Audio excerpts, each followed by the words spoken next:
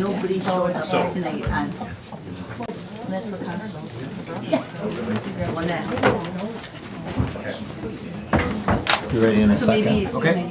Mara? Oh, send some. Okay.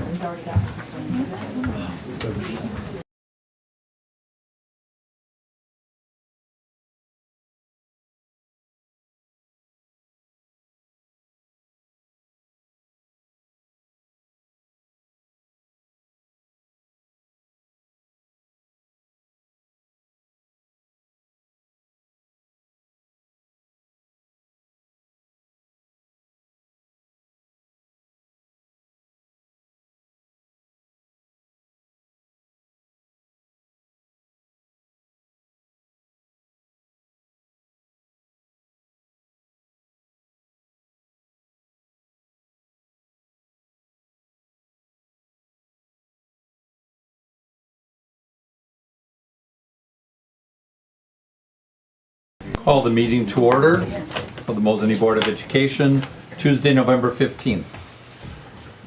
Roll call, please. Hanson, Here. Gorman, Here. Stankowski, here, Barnes, Here. Maple, Kaiser, Here. Zebro, here, Bauman, here, Hermaning. Yes. Pledge of allegiance, please. Pledge allegiance. To the flag of the United States of America and to the republic for which it stands, one nation, under God, indivisible, with liberty and justice for all. All right, I'll seek approval of the agenda. I'll make that motion. I'll second it. Motion by Gorman, second by Zebro to approve the agenda. Any corrections? All in favor say aye. Aye. Opposed? Motion carries. We have 3 special presentations. Item 5A, the first of which is the Special Education Annual Update. She definitely gave it to us. Yeah. So, good evening, everybody. Thanks for coming. I'm trying to think the best way to stand. I don't like having my back square. I think over here. So, my name is Steph Pittman. I'm the Director of Special Education, and I am also the Early Childhood 4K School Psychologist. So, today I'm going to talk to you a little bit about the Special Education Department. We're going to talk a little bit about what we do in special education, what our focus is, what our why is, and we're also going to highlight, most importantly, our staff in the department. So you should all have the updated slides. So I added a few more than what you have in the original board agenda. In addition to that, you should have some note cards that I think I handed out. That's part of just a little activity if you're willing to engage during the presentation. So we'll get to that in a moment. All right. So when we think about special education, especially folks that work in the special education department, it's about so much more than just special education, as they can tell you, or they can attest to. And we'll talk a little bit about what that means. So, all right, question 1. Here we go. So every time I try to get to the core issue of something, I try to think about what would be the best question I could possibly ask to get to the most information I possibly can. So when I think about special education and what we do and why we do it, this is the question that I come up with. For me, do I feel like I am a part of my school community? Okay? And I think for every kid or student in our district, this is the question that we really should think about asking, right? Because physically sharing space and time, that's just not enough, right? It's not enough to make you feel like you belong in a community.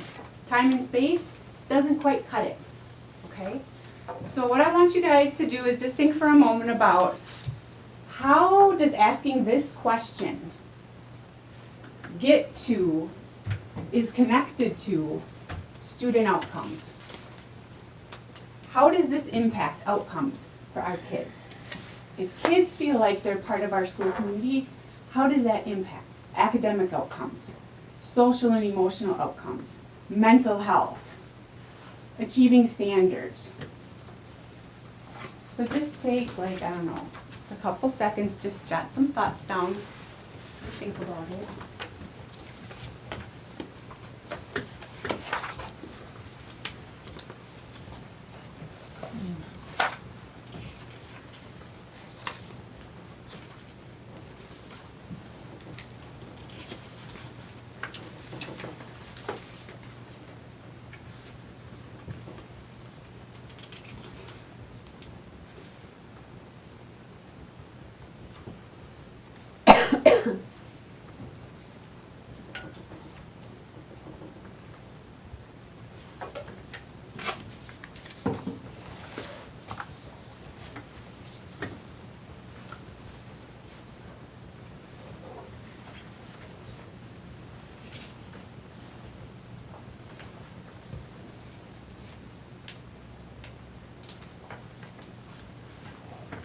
Take another couple seconds, finish up.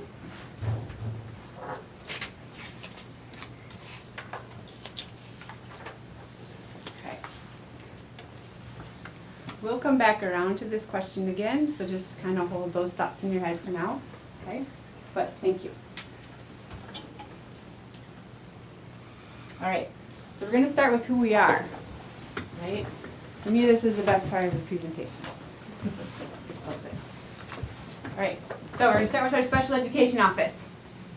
In our special education office, we have Becky Herod. She is our special education administrative assistant. Becky knows everything. Yep. If you need anything, right? Call Becky. She knows. She's amazing. All right, our elementary school. Total population in our elementary school was 560 students. Total number of special education students, 127. This also includes our early childhood special education population, so it puts us about 22% special education.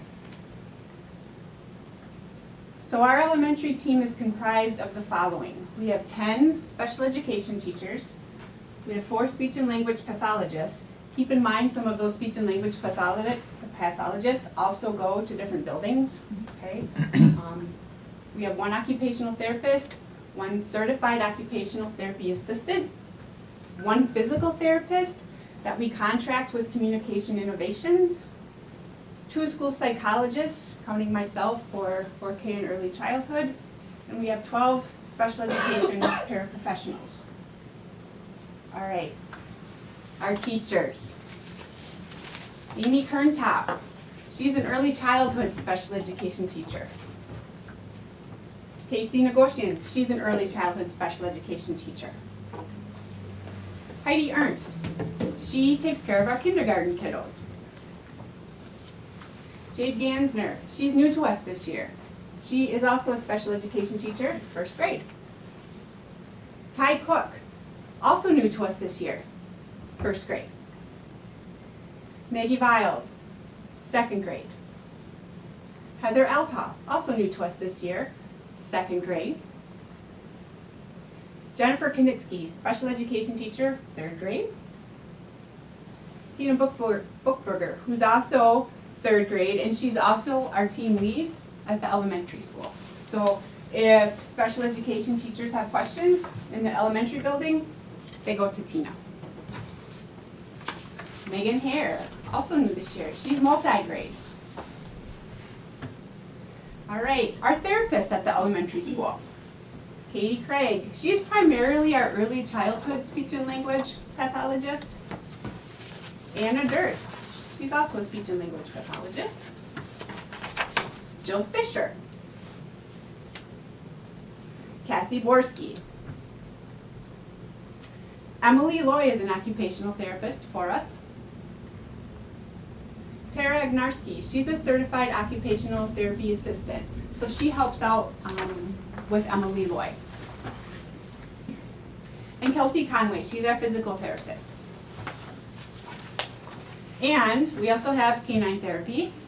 I don't know how many of you have met Mosey. She's amazing. Mosey also goes by Mo, Momo, Mosier, Mose, a variety of different names, but the staff loves her and the kids love her. She's amazing. All right, psychologists. Laura Peeler, she takes care of our K-3. And that's me, take care of 4K and early childhood. Okay, our paraprofessionals at the elementary school. Audrey Benshovel, special educational paraprofessional. Emily Danchak, another paraprofessional. Cindy Davis. Brianna Hassel. Sue Taylor. Sally Malashewski. Holly McMeekin Gunter, special education paraprofessional. Amy Sabel. Monica Soroviak. Maria Wesley. Alex Wilde. And Kelly Cooper. All right, so that was our elementary, all right? So our middle school folks. 695 students at the middle school, 112 special education students, so total percentage there is about 16%. Okay. Teachers at the middle school, we currently have 9, we should have 10. That 5th grade position is posted, so we're crossing our fingers for a graduate in December. So it's looking hopeful. Speech and language pathologist, 2, occupational therapist, 1, certified occupational therapist assistant, 1 physical therapist, 2 school psychologists, and currently 13 paraprofessionals. It should be 14, but we just had a resignation. So, okay. All right, so our teachers at the middle school. Trish Bauer, she's multi-grade. Brianne Gould, she's 8th grade. Jim Leitz, multi-grade. Nicole Locken, 7th grade. Tanya Martin, 6th grade. Jody Merchant, multi-grade. Dave Stabel, also multi-grade. Lexi Schremp, 4th grade. Mackenzie Schultz, 4th grade, who's also here with us tonight. Thank you, Mackenzie, for what you do. All right, our therapist at the middle school. Courtney Paytash, who's also here tonight. Thank you for what you do, Courtney. We appreciate you. Anna Durst, speech and language pathologist. Emily Loy, also, obviously, Emily goes district-wide, occupational therapist, as does Tara, we see her again, as does Kelsey, district-wide. School psychologist, so Kelsey Ortel, she's our 7th and 8th grade, and then she splits that with Laura Peeler again, who does 5th and 6th. Our special education paraprofessionals at the middle school, Jade Hoffenbecker, Joe Ramsey, Hannah Shableski, Kyra Andrashka, Jenna Kriegel, Heidi McLaughlin, Becky Hesse, Kelly Gorski, Nick Weber, Krista Reinfleisch,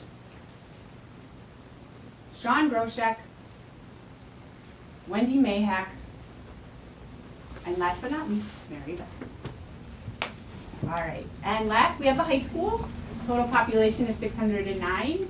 Special education students there, 86. So we have a 14% bed population at the high school. All right. So at the high school we have 9 special education teachers, 1 speech and language pathologist, 1 occupational therapist, 1 occupational therapy assistant, 1 physical therapist, 1 school psychologist, and 9 paraprofessionals. So let's meet them. All right, Danny Bauer, 11th and 12th grade. She's new to us this year. Jeff Heisey, multi-grade. Valerie Janikowski, multi-grade. Tammy Koski, also multi-grade. Chris Rutke, multi-grade. Kevin Sanchez, he is also multi-grade. Brenda Smith, new to us this year, multi-grade. Natasha Underwood, 10th grade. Dee Dee Husky, 9th grade. All right, therapists. Anna Durst, she gets everywhere. She's like in all of our buildings. Yes. Yes, yes. Emily Loy, also district-wide again. Tara, again, district-wide again. And Kelsey, district-wide again. Our school psychologist at the high school is Kelsey Ortel. And our paraprofessionals, Diane Ace, Bobby Joe Hoffenbecker, Greg Jensen, Mary Lou Knabe, Desiree Zielinski, John Janikowski, Melissa Poggle, Linda Androsco, Angie Steiger. All right, and the last program that I just wanted to bring to your attention to is our Pride Center, okay? I can link this entire presentation for you guys so that you have it. So the Pride Center is live, so if you click on Pride, that'll bring about the Pride Center handbook so that you can read about how kids qualified for the Pride Center, how they operate, what instructional delivery looks like in the Pride Center, all of those things, okay? So in the Pride Center, we just have the one special education teacher, speech and language pathologist, just depending on the need, we would access who we would need, which is really true for our OTs, our PTs, our school psychologists, and then special ed paraprofessionals, just depending on where our numbers are at and where the need is at, that's how we decide to fill that with paras, just depending on student need. And Daniel Drevick, he's our special education teacher at Pride. All right. So, thank you for your attention with the staff. I really appreciate that. I just think it's really important just to acknowledge everybody that works in the department because they do an amazing job with our kids. They really do. So thank you. All right, what we do. What is the occupational therapist? Is that what they graduated with, the nomenclature, or? So why?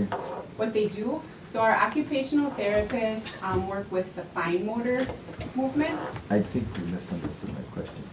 How come they are called occupational therapists? Because occupational, I relate to that, my mental. Sure.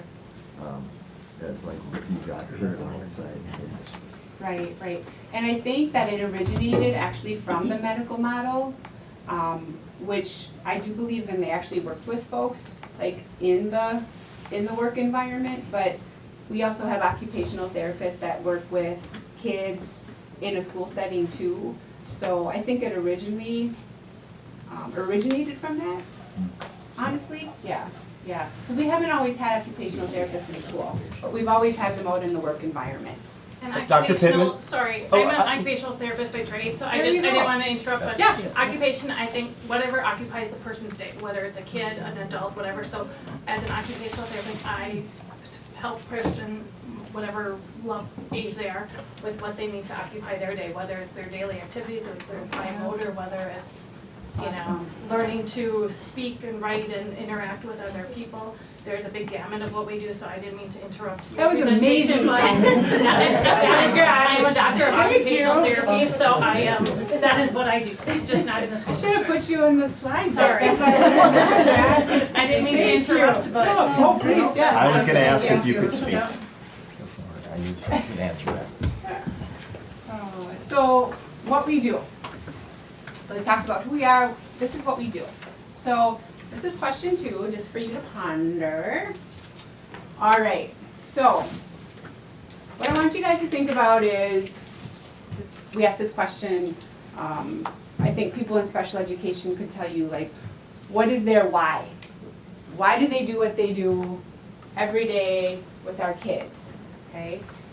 So when you think about what is your why, why do you do what you do? And maybe to think about it from a board level perspective, why did you make the decision, right? To serve on this board?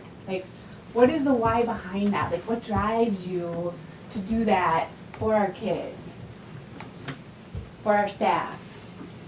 So just thinking about that for a moment, because I'll connect it in a second to special education.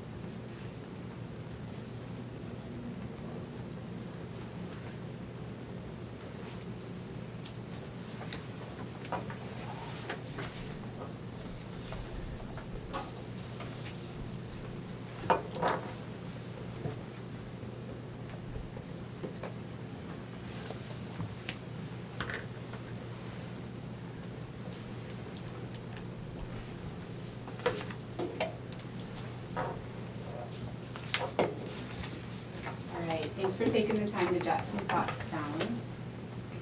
So I can tell you that in special education, one of the big things that drives our why is the fact that we have gaps, right?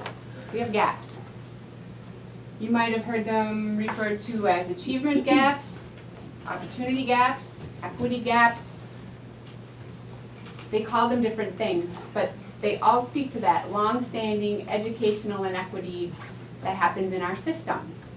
So we have our national data, we have state data that shows in nearly every measurable area, academic achievement, discipline, gifted and talented placement, graduation rates.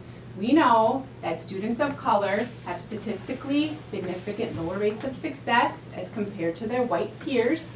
And we also know that there's significantly lower rates for students with disabilities. We know this. This is our big why. This is why we're so passionate about what we do. Ask any special educator. This is a big part of it for us. So we're always driven to figure out how can we close that gap? How can we get students in an environment that is inclusive? Like, how can we do that? So that's our drive. So obviously a big part of what we do is, right, that people might be most familiar with is we write individualized education plans, right? We rewrite a lot of IEPs. Okay. So an IEP, right, it has goals in there, it has what a program is going to look like for a student. Those goals are based on basically what a student needs to improve. We have school psychologists and special education teachers that conduct evaluations to create IEPs, but like this is just a piece of what we do, okay? There's a lot more than what we do is just creating IEPs. So, special education is not just about serving those kids with learning differences, all right? We all have learning differences. Every single person in this room, pretty sure, has learning differences because we all approach things differently, every one of us. So, we're all diverse, every single person. It's not like those special education kids that need diverse instruction. We all approach things in a very diverse way. Like this thing on top of our body is like encapsulated and very unique to us. Like this is a unique perspective that we have and nobody else does. Everybody is diverse. It's really not the exception, it's the rule. And I would challenge you to think about in your head, like if you can imagine what a typical learner looks like. I can't imagine what a typical learner looks like because I don't think it exists. So when we talk about typical, when we talk about average, just something to think about. So we try to include kids as much as we can. We try to create inclusive environments for our kids, right? That's a big part, huge part of what we do in special education. So in an inclusive classroom in schools, it's more than just being present for kids, but for kids to have roles and responsibilities in their classrooms and to be meaningfully connected to their peers. Like, this comes back to this whole school community thing, right? So that's inclusive. That's what our aim is in special education. So it comes back to this question, right? Do I feel like I'm part of my school community? That's a really important question to ask. So really, I know my title is Director of Special Education. I would really prefer it to be Director of Purposeful Inclusion, because that's what I do. That's my job. To ensure that all of our kids function in an inclusive environment, and we do everything we can do to ensure that that happens. Not just for SPED kids, but for every single kid. So how do we do that? How do we plan for all learners? How do we get that opportunity? How do we give them that access? Because that's what we're talking about. We're talking about equitable access. So you've heard us talk a lot about this. We've talked a lot about co-planning, right? Co-planning, co-teaching. This year, the big focus is co-planning. And co-planning is kind of like the entry point then to get to inclusion. So co-planning is essentially 2 or more professionals plan for instruction together for a diverse, which by the way is everybody, group of learners. Right? That's all it is. That's all co-planning is. So sometimes we hear this question in special education, all right? Why would I want to co-plan if I don't have special education students in my class?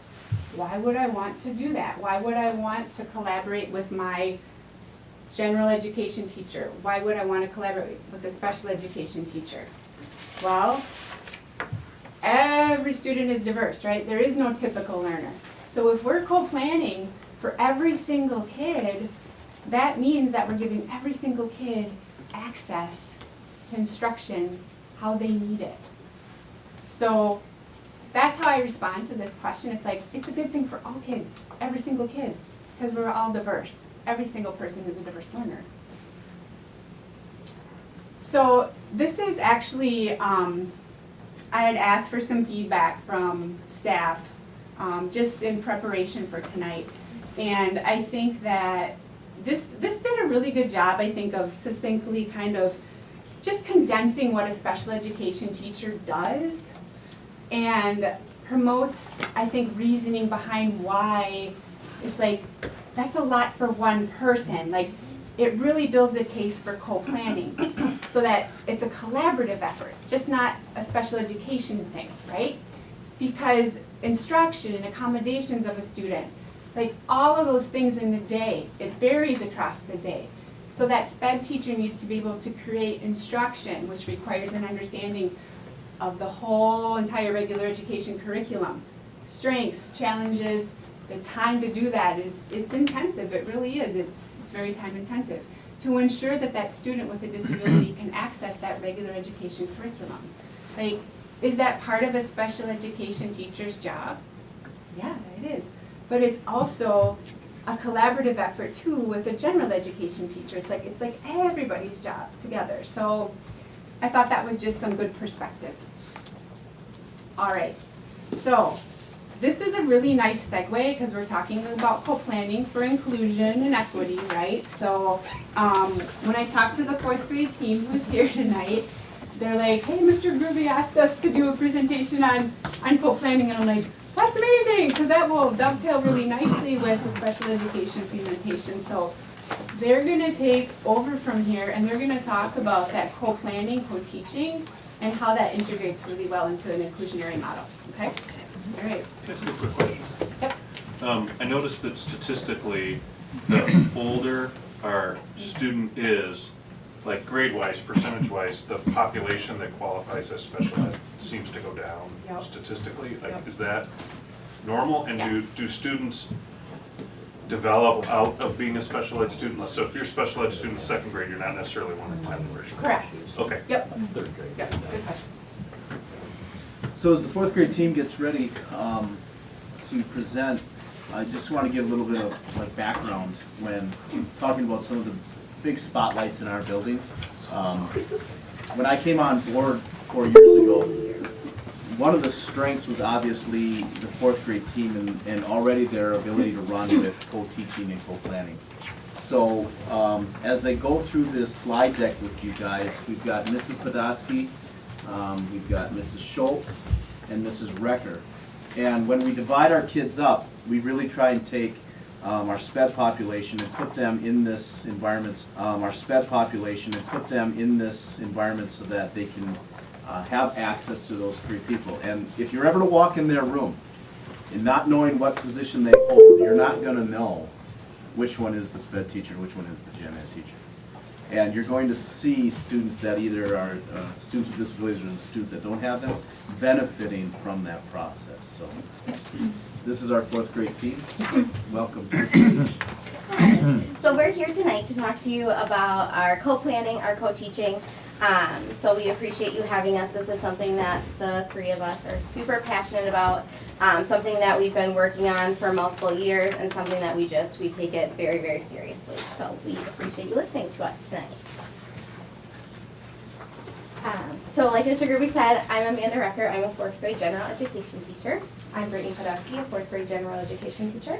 And I'm Mackenzie Schultz. I'm the 4th grade special education teacher. Okay, so we just wanted to start off just giving you some general background information about 4th grade. So we are obviously in the middle school. So students, when they come to 4th grade, they're transitioning from the elementary school into the middle school. So this is something, you know, our students and families generally are a little bit nervous about. They worry about it. However, as a whole 4th grade team with all of our teachers, we work extremely hard to make this transition smooth and seamless. You know, we really try to align very closely to 3rd grade so that they're just in a new building. Just in a new building, everything is the same. So they worry like, oh, I'm gonna get lost. No, we line up, we walk them to specials just as you would see in the elementary school. So yes, students and families are nervous, but after the first week, they're feeling better, and then they're good to go, and we don't hear about it anymore, and they're happy. So what our day looks like is we run very elementary and 4th grade, so our students are in the classroom with us all day long. So we have some pictures there just to kind of show you. So the 4th grade teachers, we each teach our 24, 25 students math, reading, writing, our grammar, our word work, and science and social studies all within our classroom. Then our 4th graders, during the day, they participate in specials. So for specials, they participate in music, art, Phi-Ed, computer science, library, and social emotional learning. So that's what their day looks like. It's very busy, filled with lots of fun content. What Dr. Pittman said, and then to give you just a little bit more background information about what it is that we're going to be talking about, we're going to talk about what is inclusion. So an inclusive classroom, our classrooms where all students are learning together. Inclusive classrooms welcome and support diverse academic and social, emotional, and communication needs of all students. In inclusive classrooms, so general education teachers and special education teachers, so 2 certified teachers, really work together to meet the needs of every single student. So the whole point of this then with our special education teacher and students is that this gives our special education students the opportunity to stay in the general education classroom, but be serviced so that their needs are met. And so like Dr. Pittman said, we can really work on closing those gaps. So one of the most important principles of an inclusion education is that no 2 learners are alike. So inclusive classrooms are a really great way of putting importance on creating opportunities for students to learn and be assessed in a variety of ways. We don't just meet the needs in one specific way. Let's look at a variety of ways that we can assess this and help the student learn. So when inclusion is done really well, every single student in the class benefits. It strengthens the ability of all kids to work together, helps them to understand different viewpoints, think critically, and be successful learners. So teachers in inclusive classrooms, we're going to consider like a wide range of how students learn. So do they learn visually? Are they auditory learners? Do they need hands-on? So those are some of the things we look at when we're designing our instruction. So this really enhances the way that we can provide supports and accommodations for students, but diversifies that educational experience for our kids. So studies and research have shown that inclusion is beneficial for all students, and you'll notice tonight we really place that emphasis on all kids. So not just for those who get those special education services. Research actually shows that inclusive education has a positive short and long-term effects for students. So kids with special education needs who are in the inclusive classroom are absent less often. They develop stronger skills in reading and math, and they're more likely to have jobs and pursue education after high school. The same research also shows that their peers benefit as well. So they're more comfortable and tolerant of differences, and they have increased positive self-esteem and diverse and caring friendships. So hopefully we've sold you on all the amazing benefits of inclusive classrooms. So we wanted to kind of go over, like, this doesn't just happen by chance. Like, these environments aren't just created from saying we're going to be inclusive. Like, so we want to kind of go through what that looks like realistically to create these positive environments. So this creation of inclusion really starts like long before any student steps in our classroom. We usually start this process around like March, April of the previous year. So we start getting the list of the kids who will be have an IEP on my caseload. We look them over. We really look at like, what are those IEP goals? What is service gonna look like? How can we do that within the general education classroom? Once I kind of sift through all that data, get it all together, we have this really collaborative, positive conversation about like, where can we put these kids that is the least restrictive environment? Like, I'm gonna group my kids together who need reading support so I can go in and co-teach reading every single day and meet those IEP goals, meet those IEP minutes within their classroom of their peers. Like I said, this takes a lot of time and collaborative effort between our general education teachers to look at like, what is the best way to group those students? And once we group them, what is the best schedule? So now we're looking at how can we change times within the classroom? How can we switch subjects around? How can we talk about possibly me splitting my time between classrooms? So really the process from getting the kids to actually having them placed in a classroom is many, many hours of going back and forth and looking at how to service those kids best. This happens long before any other student is placed within the classroom. So it's really that prerequisite then to place every student in 4th grade within those classrooms to also complement and supplement the students with disabilities that we're servicing. Right, so once we have the kids all situated, then comes co-planning, which is an incredibly time-consuming part of an inclusive environment. So formally, we meet at least once a week during our prep to co-plan. We usually do maybe a couple days to a week at a time. We use about an hour during prep each week. However, that's what our plan book says. Realistically, we're touching base constantly throughout the day. What are we teaching? How are we teaching it? Are the kids getting it? My kids totally missed the boat. Yours did too. Okay, we have to go back to the drawing board. So this happens from 7:40 to 3:40, but it also happens in the morning, on the weekends, over holiday breaks. We're looking at the data and what can we do and how can we fix it and how can we further the supports we're giving to the kids. So it looks great on paper, but it is so consistent, the frequency that we are touching base with each other.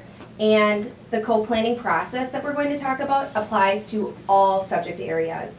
So that is the nature of the beast in being elementary school. So it's not just ELA, it's the reading, it's the writing, it's the math, the science, the social studies, the word work, the grammar. It is the full 8 hours that we have these kids. Another thing to consider is 4th grade is using standards-based grading. So we rely heavily on the 4th grade standards. We look at the ELA standards for reading, writing, and language. We also look at the math standards. And what we do once we have access to those standards is we have to decide which of those standards are essential, which means by the end of 4th grade, we need all of our kids to show proficiency or mastery in those standards. After we determine what standards are the most important, then we have to go back and look at our report card standards. And our report card standards kind of give us a guideline of Q1, these are your standards that you have to report out on.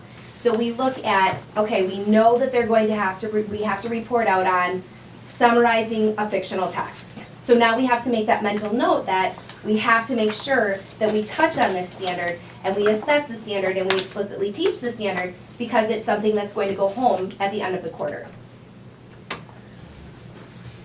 So when it comes to looking at lessons, the things that we look at are what are the lessons being taught and what are the learning targets for each lesson. And within that learning target comes the standard that we previously looked at. And as we look at that lesson and we look at the standard, we look at where in this lesson are the kids going to struggle? Where are we going to have some barriers that are going to prevent our students from understanding what it is we need them to understand? So once we've identified where those barriers are going to be, we then talk about, is there a way that we can explicitly teach it? Does it mean we have to look for other resources? Does it mean we have to create other resources? Oftentimes, yes, we do need to find some supplemental resources to help our students learn the skill in an explicit way. The other thing is that we have kids on the other end of the spectrum. Our diverse learners are not just special education kids, and it's not those kids that are just hovering above the special education line. We have kids who need to be challenged and pushed, and too often I feel like they're good, they got this, we're just gonna really focus on those low kids, but that's not the case. So we also look at what are the things we can do to make sure that those high kids who may already be proficient in that skill, how can we push them a little bit further? How do we make sure that we have things ready for them when they say, I've got this, what do I do now? And then we also look at how we can address the IEP goals within these lessons and within the general education classroom. And Mackenzie touched on that in the pre-planning part. A lot of those minutes are met in the classroom because we've shuffled our schedule around to make sure that she can teach writing with me every single day. So those kids that have writing minutes, it's in the gen ed classroom with us. So within these conversations, we often talk a lot about modifying and accommodating. So we just felt like it was important to touch on the difference because we use them sometimes interchangeably. But it's important to know that we're not always modifying for students.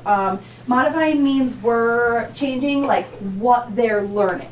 So we may say that, you know, that 4th grade standard just isn't realistic at this point. Like we may go back to the same standard in 3rd grade or 2nd grade. That would be an example of modification, changing what they're actually learning. A lot of times, majority of the time, we're talking about accommodations. What can we do within the given curriculum and standards to support the learning for them to reach that 4th grade standard? So that may look more like modalities, like are they writing or are they verbally telling us? Are they needing shorter snippets of it and just taking breaks between? So they still access that curriculum. So that's a really important conversation when we're typically not modifying, we're typically accommodating within that 4th grade classroom. So that brings us to then the part that we all love the best, is the actual co-teaching of the placement and the schedules and the planning, and we're like actually gonna do it now. So we put a ton of time into considering everything, every learner in that classroom, every need we have, how we can accommodate it, how we can modify for it, and we actually get to implement now. So throughout the lessons, this looks very different based on what we're doing. It can look something like this, where we're all up here teaching, giving content, talking about the same topic, the same standards, the same grade level. It may be us talking about the same content, but with different strategies. You know, they may offer one way to do it, I may offer another to the whole class. It looks like the same thing being taught in a lot of different ways. Sometimes then we break up and we may do like rotations or small groups where kids rotate between us and learn either, again, that modified curriculum or the same topic just with different strategies. It's really important to note that when we do those small groups and when we're rotating through, every teacher has a chance to meet with every student. So I don't just sit down and say, okay, the students who have IEPs, come on over. Like we call back groups of kids who have certain needs. You know, that may be students with IEPs, that may not be. We get to meet with every learner in our classroom, which is another really great benefit of inclusion. This sometimes looks like us meeting one-on-one with students.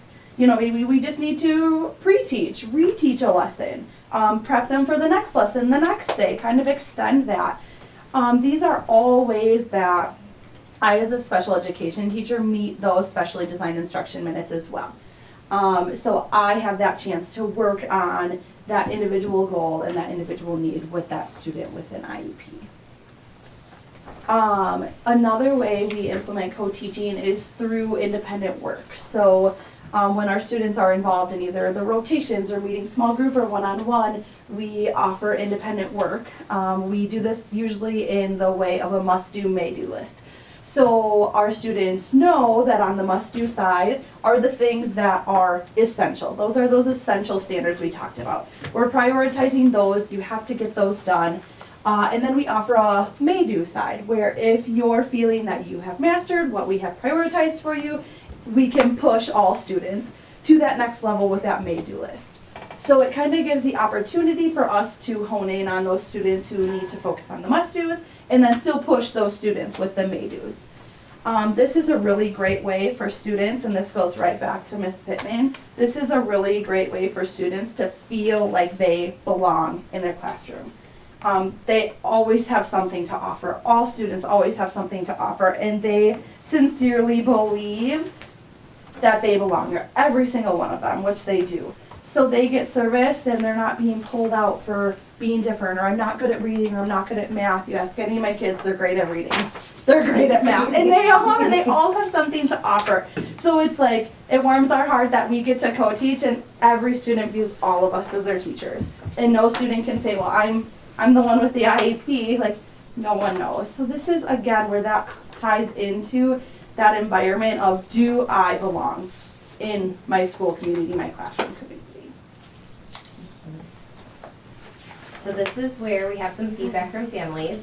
We would love to stand up here and brag about the amazing things that we're doing, but we wanted you to hear it from other families from their perspective. And so this is a very lengthy email that we received from a parent. And this particular child has dyslexia. Prior to being in our inclusive environments, there was a lot of anxiety about coming to school. There was a lot of stomach aches.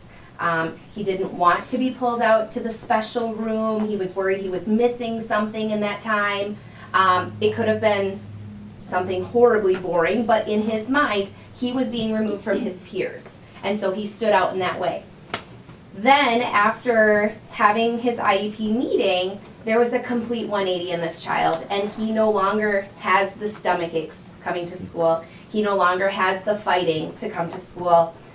He's got more confidence. And when asked, hey, what do your peers think about your dyslexia? He said, I don't think they even know I have it. So it gives me chills just to think about. And some of the other family feedback we got was that there was just a really good level of involvement and support with the special education teachers and their child, and that the partnership is there, the communication is there to make sure that the child is on the right track. And then we had another parent who has a child in a different grade and a child in our classroom, and their children feel like they're just like any other kid in the room. And so that is our ultimate goal, that the kids all feel like they're just another fourth grader. They view us as just being fourth grade teachers. We've got gen ed kids that are asking Mackenzie, when do I get to go to your room? When do I go? Is it my turn? Do I get to read with you yet? So I'm so proud of how well we make it all flow without singling anybody out. Okay, so we hope that we have inspired all of you to learn more about inclusive classrooms, co-planning, co-teaching. So we have put in some resources. So there's 2 really short video clips. We're not going to play them here for you tonight. They're like less than 3 minutes, so we encourage you to watch them. And then there are some links that you can click on. So there's stuff from Wisconsin DPI, and just going through like, okay, what is co-teaching? What are some models of co-teaching? What does flexible grouping look like? We put in like an inclusion basics course so that you can really learn more about what it is that we do. And then we did, on our introduction slide, we did put our emails. So if you would like to come and co-plan all the different areas with us and watch us co-teach, you can jump in and co-teach with us. We can always use extra sets of hands and work with our fourth graders with us in any of the areas. We invite you to come in. So email us and we'll set it up. Can I provide some family feedback? Same So when I here. came on the board 4 years ago, I would say, for me, maybe my number one concern in the district was the moving of third graders to a new building. Mrs. Podolsky knows, Mr. Gruby knows, and it's a culture that Mr. Gruby, they do an amazing job, and if there's a parent watching tonight, you're gonna have a child, I can guarantee there's third graders that are gonna be having tummy aches this summer. They're gonna be concerned, the anxiety. Reach out to Mr. Gruby. By day 2, Yep. it's the greatest school year there is. And so I just want families to hear that you needed that feedback. It is, Thank you. it was a rough summer for us, and it was all for naught. I will second what Peter said. I took his advice, contacted Mr. Gruby, have my daughter's amazing teachers up here. You guys are awesome. I think this is awesome. We can sincerely tell you that every decision that we make throughout the day for all 8 hours, we put ourselves in the shoes of a parent. If this was my child, what would I want? If this was my child, what would I need from my teacher? So we, honest to goodness, they are like our babies for 8 hours a day. Awesome. Well, thank you. Thank you very much. Outstanding. Thank you. Outstanding. All right, thank you. It's still. Item 5C, Athletic Annual Report. Mr. Smith. Good evening, everybody. Welcome. Christy's gonna be getting us there.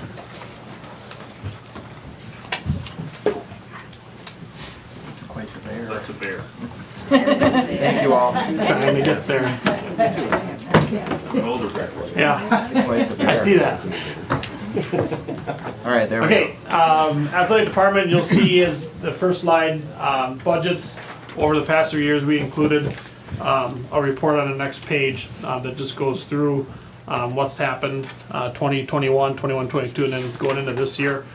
Just as a reminder, 2020 to 2021 was my first full year, coming out of that COVID year where we had shut things down.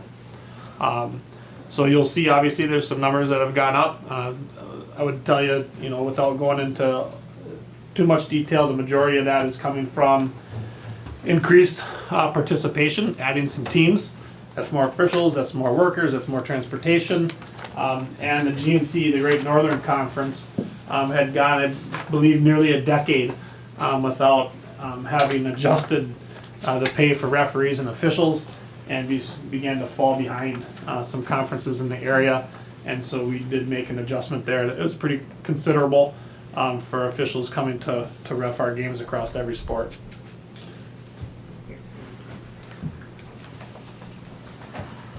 I have a question.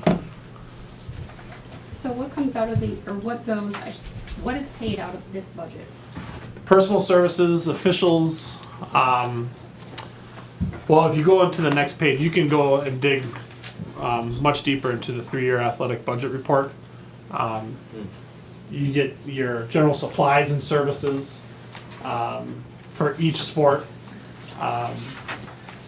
Things that are outside of that budget on this slide, include bus transportation. So that's not in this budget. That's not in that budget. Oh, these items here on this screen are things that are outside of that piece. Inside that budget, you have the workers for each sport, dues and fees, tournament fees, when we go to tournaments, participate in different events by sport. The ice time, that's the Mosney Rec Center for boys hockey. Okay, we don't own that facility. That's a city-owned facility that is leased by the Mosney Hockey Club, and that's an annual fee that we pay to have access there for ice time for our practices, for our games. So that's specifically from the district, that's not what hockey contributes, the hockey boosters contribute, that's just the district fee. Correct, correct. So, basically, because we're playing in a facility that we don't have, so if we have a football field, we have a soccer field, we have to have ice. And you'll see some schools own their own facility, but you'll see a lot of schools in this very similar situation. historically, I'm part of a booster club that I was part of. They bounced hockey out of it. Hockey's an expensive sport, so booster clubs tend to separate, because of that. Storm fee, girls hockey. You got 6 teams there now. I think it was 7 before I arrived. I think Marathon jumped out. So the Storm fee, you'll see each one of those schools has a $5,000 fee. So the Storm is starting out with 30 grand roughly right now to operate, and that includes the coverage for all of their expenses. And DC Everest, and that's hit later in the presentation, runs that co-op.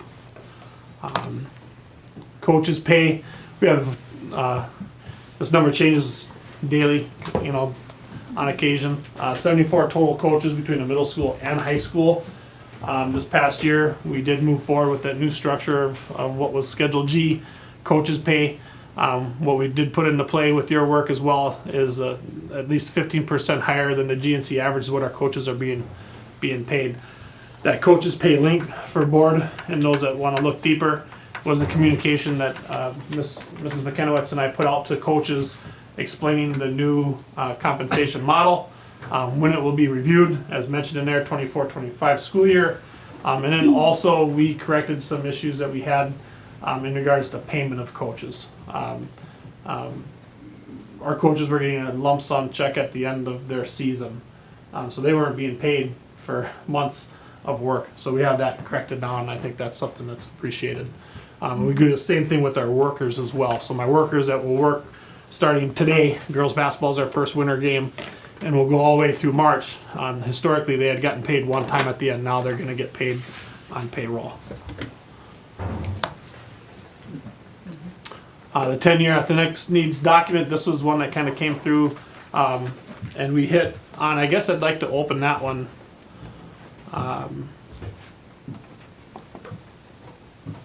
To give kind of an update, because obviously later there'll be discussion about the scoreboard and sound system. But in finance, some other updates that we have done on here, putting the athletics needs. I was asked to put together some items that are out there for 10 years. One of the items here, there's some quotes already included for bleachers and primarily for baseball and hockey. They're portable bleachers, so they can be used for both. We want to bring those inside anyways in the wintertime. That's something that we have on a 10-year plan. And in that committee, we decided that needed to go towards district dollars. Right now, the bleachers that we use for our baseball field are in pretty rough shape. Landing mats for gymnastics, that was already taken care of. They had some needs there. They had very old mats, and those are on their way in. On this document was a scoreboard for the soccer team. However, they have gotten that taken care of with a donation, so that's off future plans. Softball, now that we are back at City Park, there is a desire to have some batting cages. And so again, that's 10-year plan, but a lot to be considered before I would act on that. Swimming, timing system. The grant, we already have dollars there, and we are in process of purchasing equipment from the YMCA already for that. Let's see here, basketball and volleyball, working with Steve Kaiser. One of the things we talked about, and Dan Dahl, when we walk the buildings, is you look at the standards, the infrastructure that holds up our basketball hoops, and there's been issues with them in the past, some of them that, wouldn't close and had to replace motors. And their recommendation is that we need to be paying attention to that infrastructure in the next 5 to 10 years. Wrestling mats, no immediate need, but just to plan, make sure that we have that out there for the future. Get back, this computer's a little different than mine. There we go. Did I skip a slide? No, you're good. Good? That's right. Okay. The numbers. So when you look at the 1920 column, there's an asterisk, and that's because we only really got into fall. So in the rest of those numbers were what we had registered before we shut down with COVID. Okay, and so what you're seeing here is an over 28% increase in student athletic participation over the past 5 years. Our participation for a school our size is quite remarkable. For the most part, we don't dip below 25% of our student body in high school participating in a sport in any given season. And at times we're up around 30 or even a little bit higher.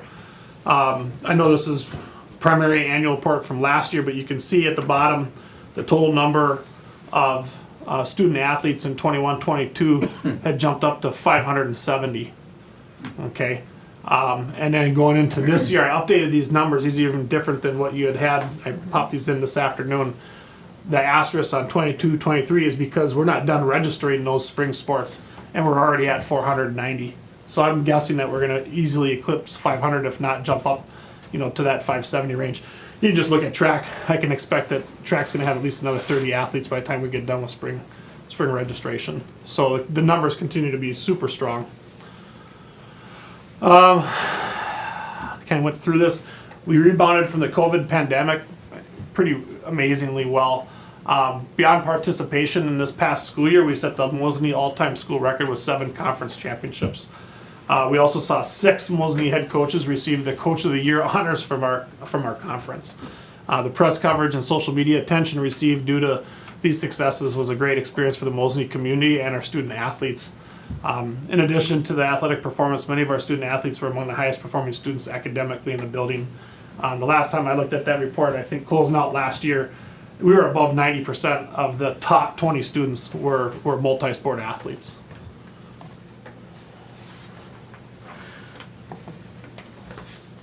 Possible new sport.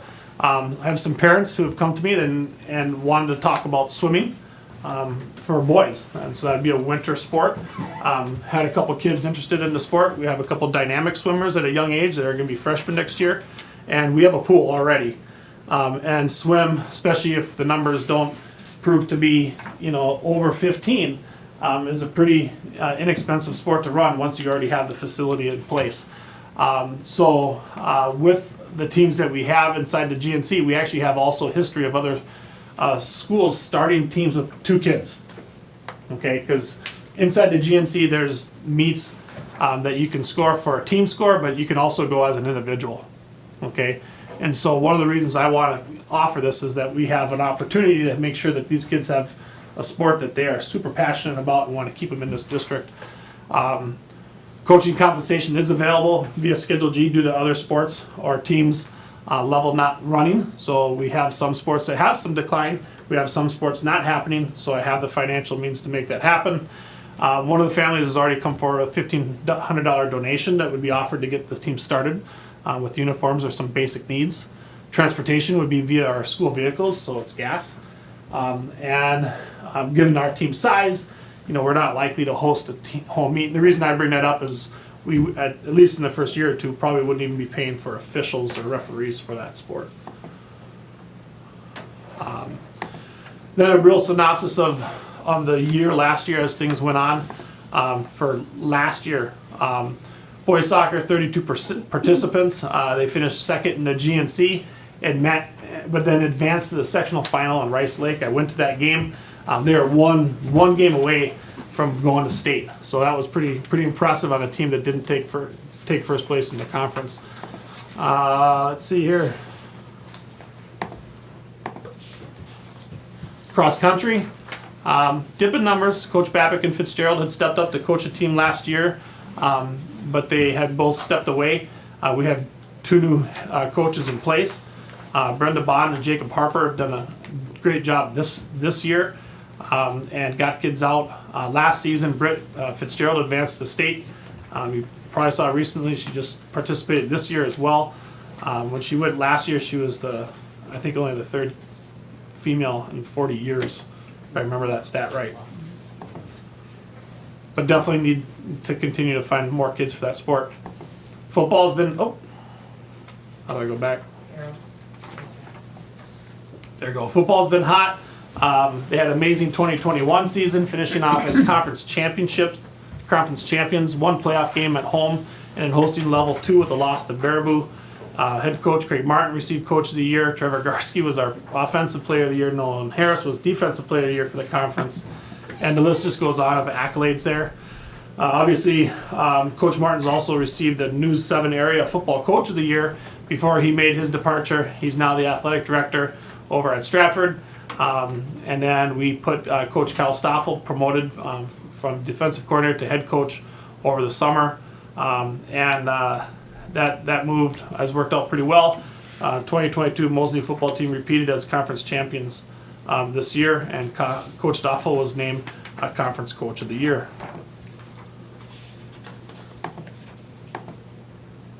Volleyball last year was once again GNC Conference champions, bowed out to Luxembourg Casco in the playoffs, who eventually were state champs. So Justin Jacobs, Coach of the Year last year. Girls swim was led by first-year head coach last year, Patricia Bauer. Her communication and commitment to the program saw many successes and personal bests in the girls swim team. So they finished 7th of 8 in conference, but had earned more points and meets than the team had done in the past. And this year proved to be even stronger. Just some graphics from the winter that came up. Was a very busy and fun winter. Boys basketball. Last year was under first-year head coach Matt Lindsay. Saw 22 wins, 3 losses in a very tough schedule. We succumbed to an upset loss to Merrill in the regional. I'm sure Matt will be happy I'm pointing that out. But he was also coach of the year in the GNC, and that team was impressive and fun to watch, and they will be this winter as well. Girls basketball, also GNC champions. Also, Scott McKellips named as the GNC Coach of the Year. 5 all-conference recognitions. One of the highlights of that season was knocking off Freedom in a big game in Mosinee, handing Freedom their first loss of the season on what is considered a powerhouse team in the state. Gymnastics saw Avery go to state, finished 2nd to Medford, ahead of Rhinelander and Lakeland in the GNC conference. Improved greatly. We got a hardworking group of ladies in that team. For those of you that don't know, they set up and tear down all of their equipment at every single practice. So they practice Mondays, Tuesdays, and Thursdays in there for 3 hours after they have set everything up, and then tear everything down. So they work hard for what they do. Boys hockey in the Central Wisconsin Storm. Boys hockey team had a banner year. Again, his number jumps substantially. We did get to a point where we have a separate varsity and JV hockey team, which is something we're very proud of. We have it again this year, and I don't see that changing for a while. There's not a lot of schools that get the state that. That's a sport across the state where it's tough to get to that 2 levels, especially with a school our size. So, as I mentioned this, I'm learning as my time here in 4th year. Mosinee is a hockey community. There's no doubt about that. We host the sectional finals for the boys and girls for the 2nd year this year. We did it last year. So that brings a lot of people to town, a lot of eyes on that rink. We took 2nd place in Lakeland in the GNC conference, but then we took the 1st place trophy in the end of season tournament.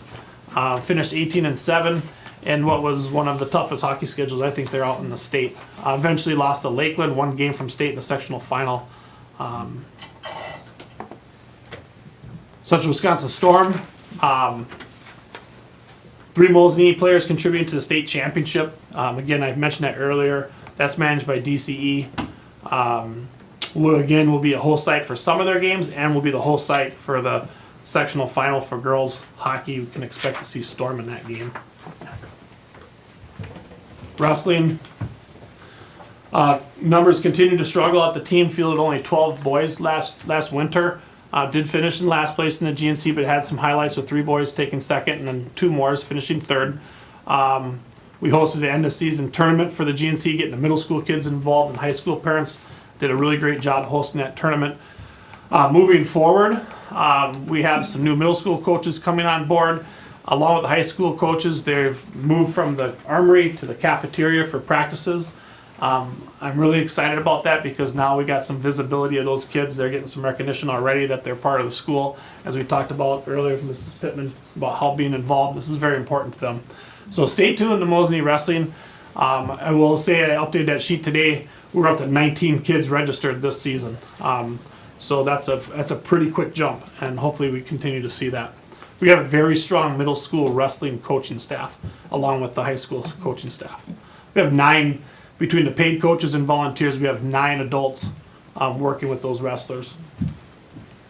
Spring 2022, baseball made their way to state, jumped up in numbers as well significantly, and are registered for big numbers this year also.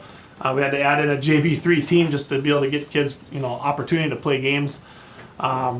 Jefferson took us down in a state semifinal over in Appleton, 26-4 on a very tough non-conference record. Coach Adam Olson, GNC Coach of the Year, 11 of our players receiving all conference recognition. It's safe to say you can expect to see Mosinee baseball probably down at state for the next 2 years at least. They're real strong. Golf, finished 5th in the GNC. Saw moments of greatness throughout the season. Advanced out of the regionals to play sectionals in Marinette. And then we had some ladies join into that team, and so that was a great experience for them. Stayed strong. We had one Mosinee golfer receive all conference recognition. Girls soccer, led by first-year head coach Eric Lindy. Got a solid start in the GNC, finished 3rd in the GNC, lost in the first round of playoffs in the overtime game. The soccer numbers stayed consistent from the previous year, but COVID seemed to have kicked our girls soccer, particularly at the middle school level, worse than other sports. We just have a low participation number there. We got people in the community working, fighting to get that back up, and so we'll have to see what comes about it this spring. We do have enough girls for a varsity high school team, but we don't have enough for JV yet, and that needs to be something that, if you don't have a JV team, it's going to be hard to ever really get back to a competitive level without having the training for those younger athletes and middle school. Softball kind of came out and took care of business, working hard. They were not predicted to have a ton of success going into the 2022 season. They had lost a lot of talent. And so people weren't giving them much of an opportunity. I'd hear things in the community, and they fought their way all the way to the end and end up forcing a 3-way tie for the conference championship. So that was a really awesome way for them to work out the spring. We hosted the sectional semi at City Park behind the hockey rink. 8 Mosinee girls received GNC all-conference recognition as well. Track and field. Mosinee track and field had a great spring. The girls, as I put in there, ran, jumped, and threw away the competition and the conference championship in a dominating fashion, a new GNC record. The girls scored 198.5 points. The closest competitor was Medford with 109. We absolutely dominated that meet. Sent 14 athletes to state track meet. Walker and Brooke were GNC Field Event Players of the Year. Craig Martin's named GNC Coach of the Year for girls track. We had a whopping 36 athletes from Mosinee receive all conference recognition. Dance team, D2 hip hop champions, and second place for D4 Palm. We're on their way down to state. That was at the sectionals. Went down to lacrosse. They had a rough day down at state. They had some injuries, but they showed grit, finished their performances. Our head coach stepped away this past year, and we brought in Coach Alyssa Krieger, who is now with the team. She and I have made some changes that include a new and different practice schedule and created 2 seasons essentially. So we have the young ladies this fall that performed as a performance squad and got real involved with the football games. If you happen to notice, they had the banner and the football team ran through it. They were pretty active on the sidelines, and now they're moved into their competition piece where they had different set of tryouts, and that'll go start now and really compete through the winter and into the spring. And that's it. Any questions? Any questions? I Thank have you, a Casey. question. Yep. Jessica. Are students and parents surveyed at the end of each season? Not necessarily. I had done a survey, was it 2 years ago?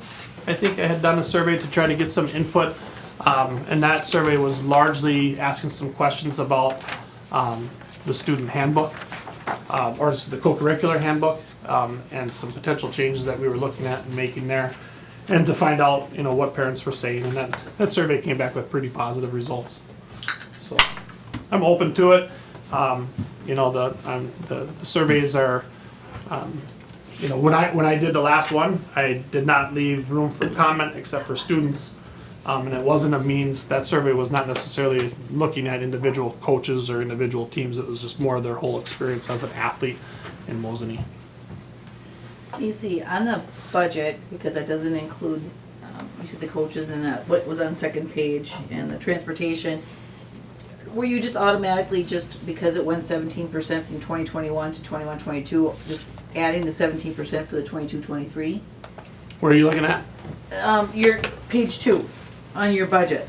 From 2021 to 21-22 was around 16-17%. We're just automatically figuring that same distance into difference than Is for that the what you're talking following about year? here? Yeah. No, not necessarily. So again, this includes, the transportation's not in this piece. Right, right. But what I'm saying is, you know, how are you preparing and building that budget? What's making you know that it's automatically gonna increase again another 17% for the following year? Well, I think that's just kind of a unlucky situation. I wouldn't see the budget this upcoming year. Like if I'll be doing the budget again in the spring, I don't Okay. see that number changing much from 22-23. Our big increase was this year when we had to atone for the increase in officials' pay. Okay. And some additionals there. And I think going from 2021 to 21-22 was more resetting after Right. COVID and understanding how many games we were gonna have. And, you know, cause in 2021, we hosted a lot of games. Cause there was a lot of schools that wouldn't host games. So that's not a projection, that's the current school year. Right, right. So, I would be surprised if 23-24 budget would be much different than what it is right now. Okay. So what are you doing like for transportation though with the inflation of gas? Are we doing continuous process improvement to try to ensure that we're managing the athletic bus routes and mitigating any extra expenses like that? I mean, we've worked with the bus company, you know, in certain situations where we, you know, see an opportunity where there's a bus going to Stratford and Edgar, and if we can double up, you know, there's, you know, we've put into use our Ford Transit and Ford Flex for any time we can go somewhere with less than 15 kids, as much as possible. So we have coaches that'll, you know, that's what I mentioned, swim. Gymnastics, oftentimes they're not in a bus, they're taking those vehicles as well. And same with wrestling, since that's a lower participant. Wrestling, I know you said right now it's going to 19, but. you gotta keep in mind the number of coaches that are going. So wrestling, we're probably not gonna be able to transport with those 2 vehicles, depending on the coaches and who's available. You know, and then this year for sure, with us being already at 17, those 2 vehicles, you know, don't, you know, the cap is 16 with the coaches. Good question. I noticed on your athletic facility needs and priorities document regarding the scoreboard and sound system for the football and track, and I know that was on the finance committee last month, but under funding source it says recommend pursuing sponsorship opportunities combined with district dollars. So can you in like a general way address like what are the sponsorship opportunities and Sure.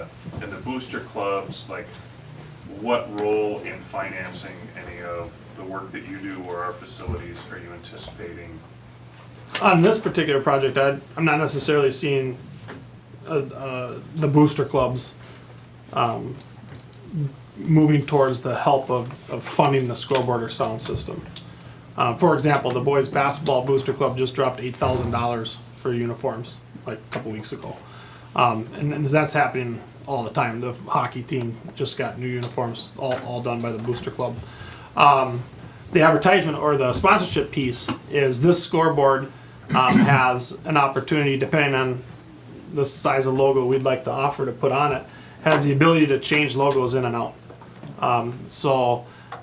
It's something where, as we had talked in that committee meeting about recouping, was I think the term we talked about as well, is that we can have a sponsorship plan where you could be on that board for 3 years, 5 years for a set dollar amount, or if someone comes in, right? I've had some discussions and if they want to, jump into a little bit bigger opportunity, then we'll give them a better offer, 10+ years. It's more along the lines of if we're going to have it, will we be able to start talking about those spots on the board? Thank you. Anybody else? Thank you, Casey. Thank you. Thank you. All right, item number 6 is the approval of the minutes from the regular board meeting from October 25th. I'll make the motion Go to ahead. approve the minutes. I'll second it. Motion by Zebro, second by Kaiser. Any corrections, updates? All in favor say aye. Aye. Opposed? Motion carries. Item 7 is the public forum. It's my understanding that nobody signed up to speak at public forum. out a form request. I filled out a form. You did? I did, I have the I can copy confirm email that. there.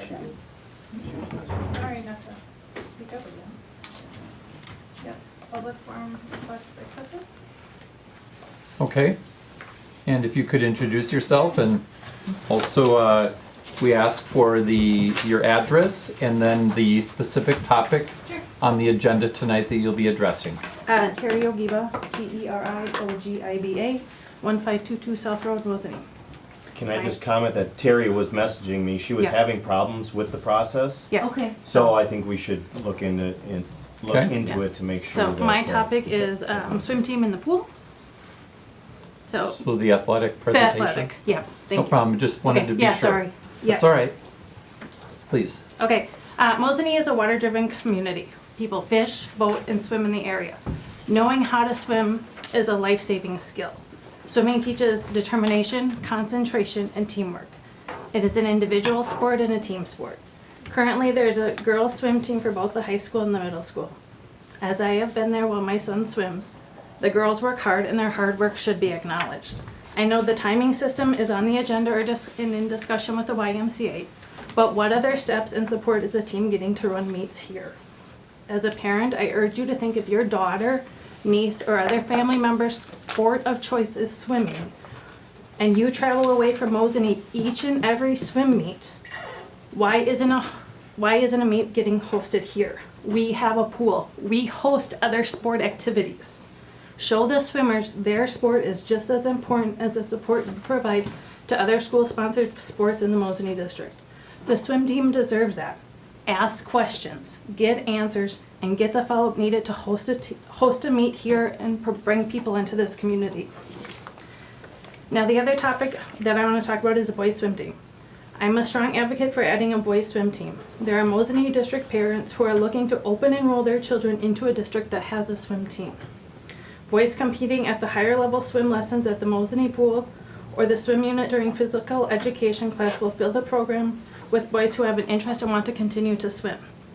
Engage the boys that want to do something in the winter that is not a current winter sport.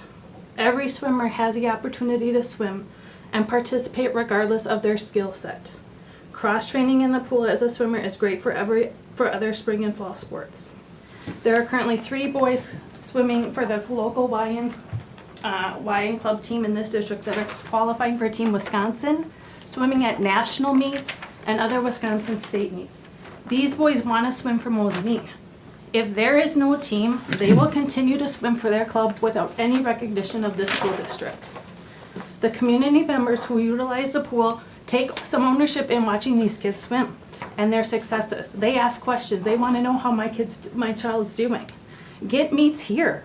Have family, friends in the community watch I invite the board, the administration, other community members to go to the pool and watch these kids work hard. Again, I strongly hope you consider adding a boys swim team and getting meets here. My son couldn't be here. He's at a scheduled swim practice, and I asked him, what would it mean to swim for Mosinee? And he said, I would be accepted. My sport would be accepted. I can do what I love, and people here will see that. Now take that statement from a Mosinee student and decide, let's get these swimmers acknowledged and get meets here. Thank you. Thank you for being here.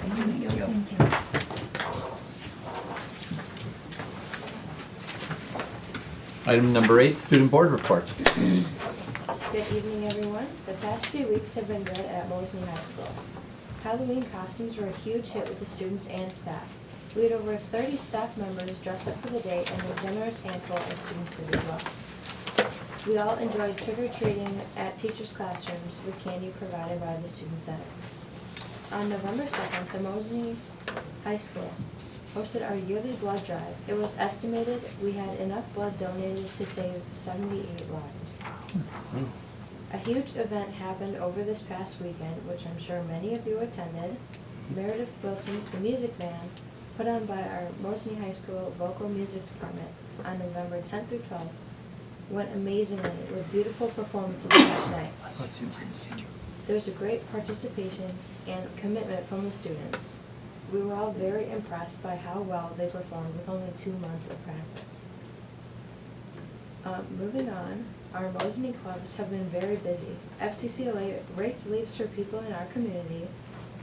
They also went on a Bucks trip. Everyone had a great time, and they were even on the Jumbotron multiple times in the evening.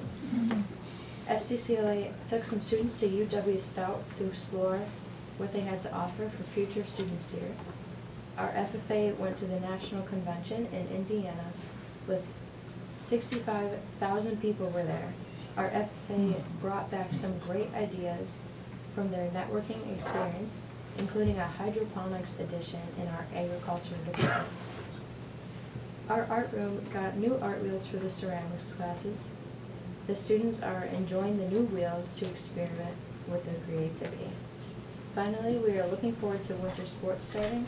In fact, I hope to make it to the basketball game tonight. Thank you. Okay. Thank you. As always, you may be excused if you need to get to the game. Go to the game. Thank you for the report. Thank you. Have fun at the game. Right. Item number 9, consent agendas. Is there a motion? I would so move.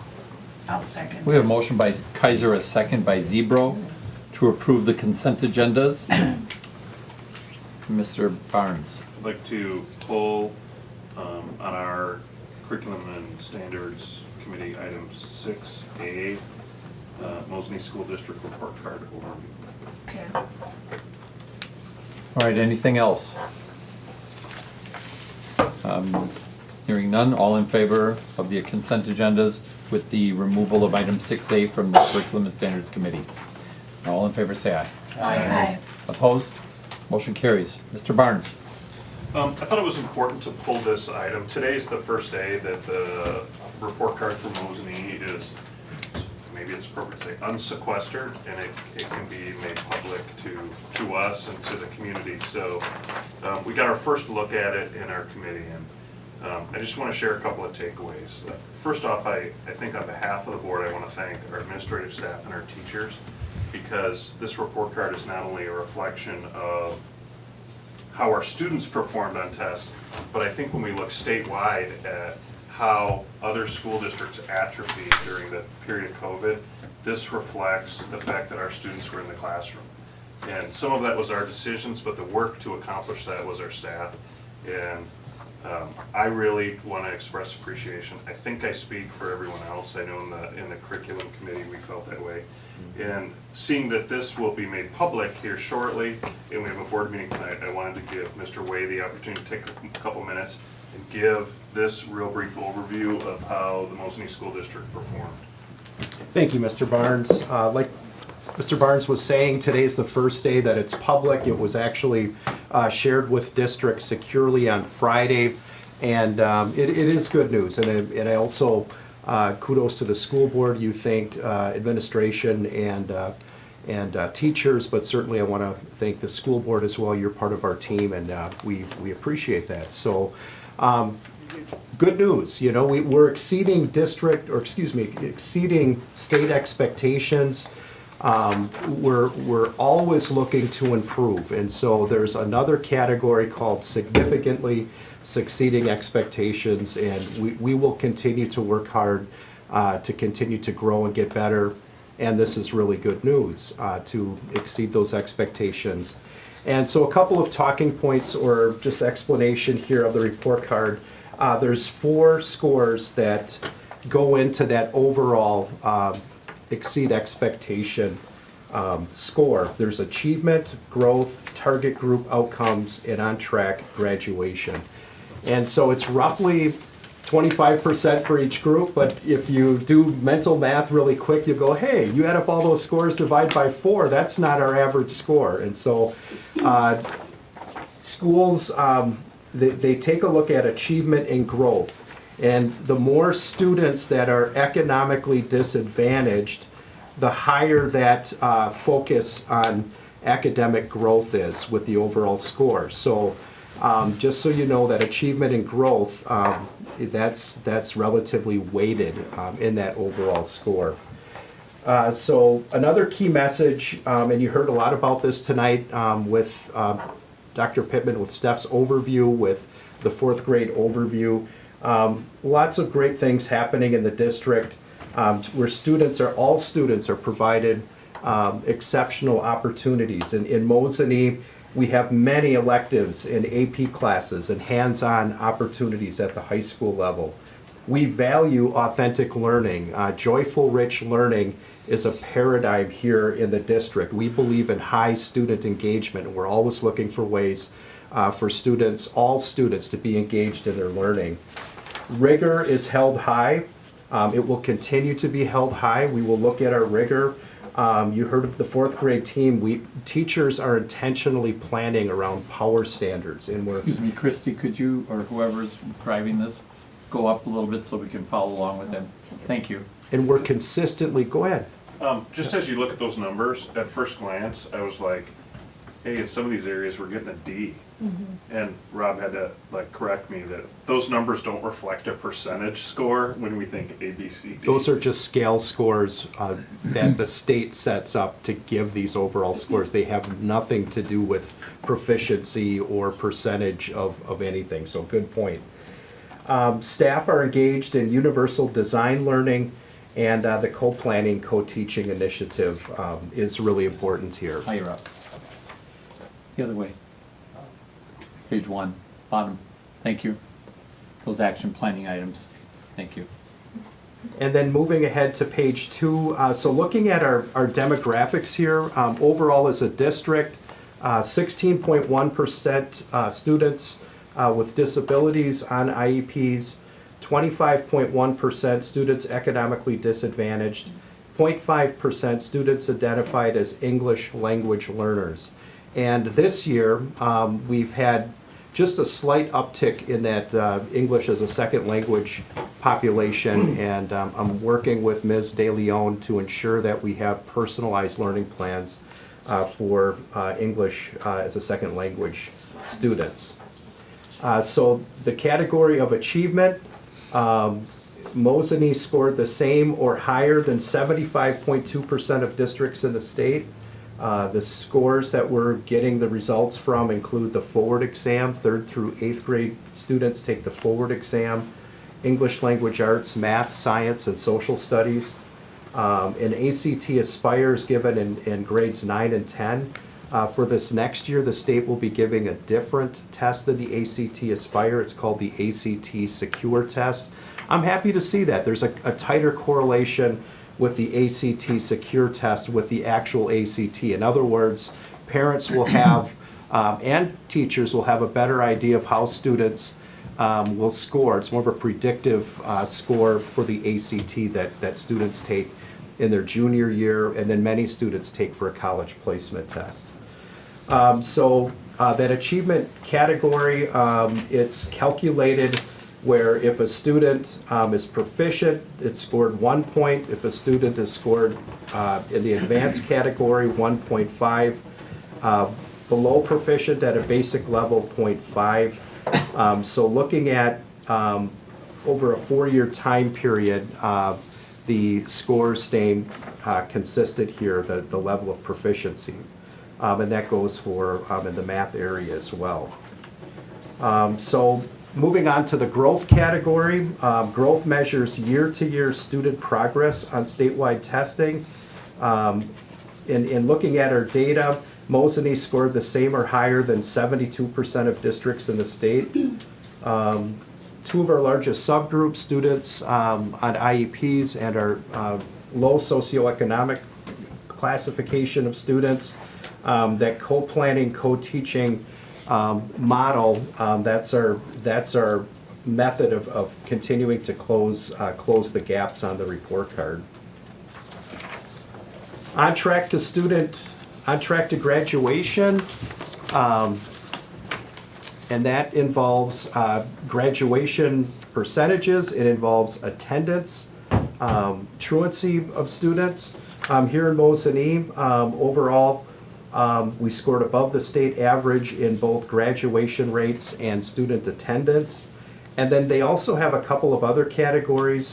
They look at the third grade ELA score as being an indicator of being college and career readiness, and that makes sense. Students that are reading well are going to generally have success moving forward. Mosinee was well above the state average in that category, and in 8th grade math, well above the state category as well. So that's just a brief overview of the report card, and I guess we'll open it up to questions or comments, or? Great. I mean, the only other thing I would add is due to the timeliness of when this could be released, it's not included as a link on our agenda. So I've asked Mr. Way to send all the board members this material. If you're not going to get an email, I will. So here's my copy of it if somebody is really interested in looking at it. But I appreciate everybody here, and I think it's great news to see how we score. We're the top 25% in the state. I think that's something to be proud of. Mr. Way? Yes. It's been a while, but I know with certainty, Diane can attest to this, that in the past, the content of the state tests, the standardized tests, included content for which our district had not yet provided instruction to those of our students in the entire grade for which they were being tested. Do we know if that problem has been fully rectified? Well, I know this. I know I'm meeting with the principals to go over the scores, and one of the reports that I'll share with the principal group will be looking at a document. The state puts out a document of, okay, here's how many times this standard was on a certain test. And so we will be moving forward, at least looking at that. From the past, I'm not sure what was done in the past. I wouldn't have expected you to know. I guess more than anything, Yep. I wanted to let you know that it was a reason that our students routinely had tested below the state average. And once it was determined that there were some curriculum areas that were being tested on the standardized tests, Sure. How do you know what you don't know? And when 85% of the kids were failing a series of 7 or 8 questions, the same ones every time, because it had never been taught to them yet. Boy, that's frustrating. Yes. So It was being taught the following semester. Oh boy. Thank you. Thank you for that, and we'll continue to look at Remember that, Diane? our standards at each grade level, and look at some of the state reports that show, okay, here's the standards that we have on the test, and we'll do a crosswalk to make sure that students have a fair shake at that grade level assessment. Thank you. Any other? Remember what year that was? Sorry. A while, maybe 12 or 13-ish. Maybe a little earlier than that even. I don't know if that has yet been changed. It was when the whole public debate about, quote, teaching to the test started coming about. And Rob, you know, David, you know, that was probably 15, 18 years ago. Yeah, give or take, I think the standards movement, I would say 15. QEO plus. time. Yes. Oh, okay. That's how I peg it in my head is, Yeah. it was the era of QEO, which was Tommy Thompson, Ah. when he was governor. I mean, I just, you know, if really our students, for what they've been taught, you know, we should be graded at like 85% rather than 75%, we should have that awareness. Agreed. Right? What I think the board should know is I'm excited about the instructional leadership team with Rob and Steph and all of the members, the building principals, and everybody that's part of the instructional leadership team that Rob runs. It's really a collaborative group, and what I can tell you is we're scratching the surface, and they've already torn apart like, okay, we're doing good in this, but how do we do even better? And you heard some of that earlier in today's meeting with the co-planning and co-teaching. I think you have an administrator giving a presentation with Steph Pittman, but then the teachers which is where we're going with that, how we're realizing some of that.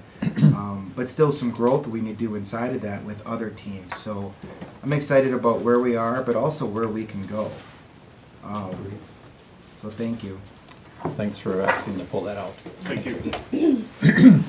Item number 10, discussion and possible decision approval of the monthly voucher list. I'll make that motion to approve. I'll second. Motion by Hanson, second by Bauman. I'd like to just provide some comment, a couple comments. Just a big thank you. Really, I think it would have started from Mr. Kaiser and some changes he wanted. We've talked about it in our committee, and then from Michelle and the changes she's made of kind of maybe the way vouchers are broken down. So again, just provide feedback if outside of our committee, if it's been helpful or would like even further changes. So that's all I want to do. I didn't do that last month. And I felt bad. We have a motion and a second. Roll call, please. Bauman, Yes. Zebro, Yes. Kaiser, Yes. Maple, Yes. Barnes, Yes. Stankowski, yes. Gorman, Yes. Hanson, Yes. Hermaning. Yes. All yes. Thank you. Item number 11, discussion and possible decision approval, acceptance of the monthly treasurer's report. I'll make that motion to accept. We have a motion by Hanson, second by Zebro. Any questions? Roll call, please. Hanson, Yes. Gorman, Yes. Stankowski, yes. Barnes, Yes. Maple, yes. Bauman, Yes. Zebro, Yes. Kaiser, Yes. Hermaning. Yes. All yes. Thank you. Item number 12, discussion. Superintendent update. Yeah, I have a couple items. The elementary school science specialist, there's been some discussion about that. I think it's important that we put that on hold at this point. I wrote a little bit about this, largely because we are exploring some uptick and possible increase in staffing needs. Been working with Steph Pittman and the elementary school staff on some short-term sub increases to support some special education needs. But the analysis is going to take a couple of months. So we're not quite sure yet what that is or what that could be in terms of a staffing impact. For that reason, and also looking at our sub costs, we're continually hit that pretty hard. I think it's reasonable to move this to the staffing plan to keep it in front of us, but I'll be coming to the board in December with the normal staffing cycle to have you approve it and look at it.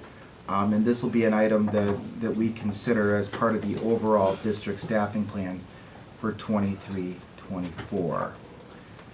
Steve, Michelle, and I met with Mr. Jamrose from Blue Design Group. We looked big picture, 30,000 feet at facility needs after the middle school project is completed.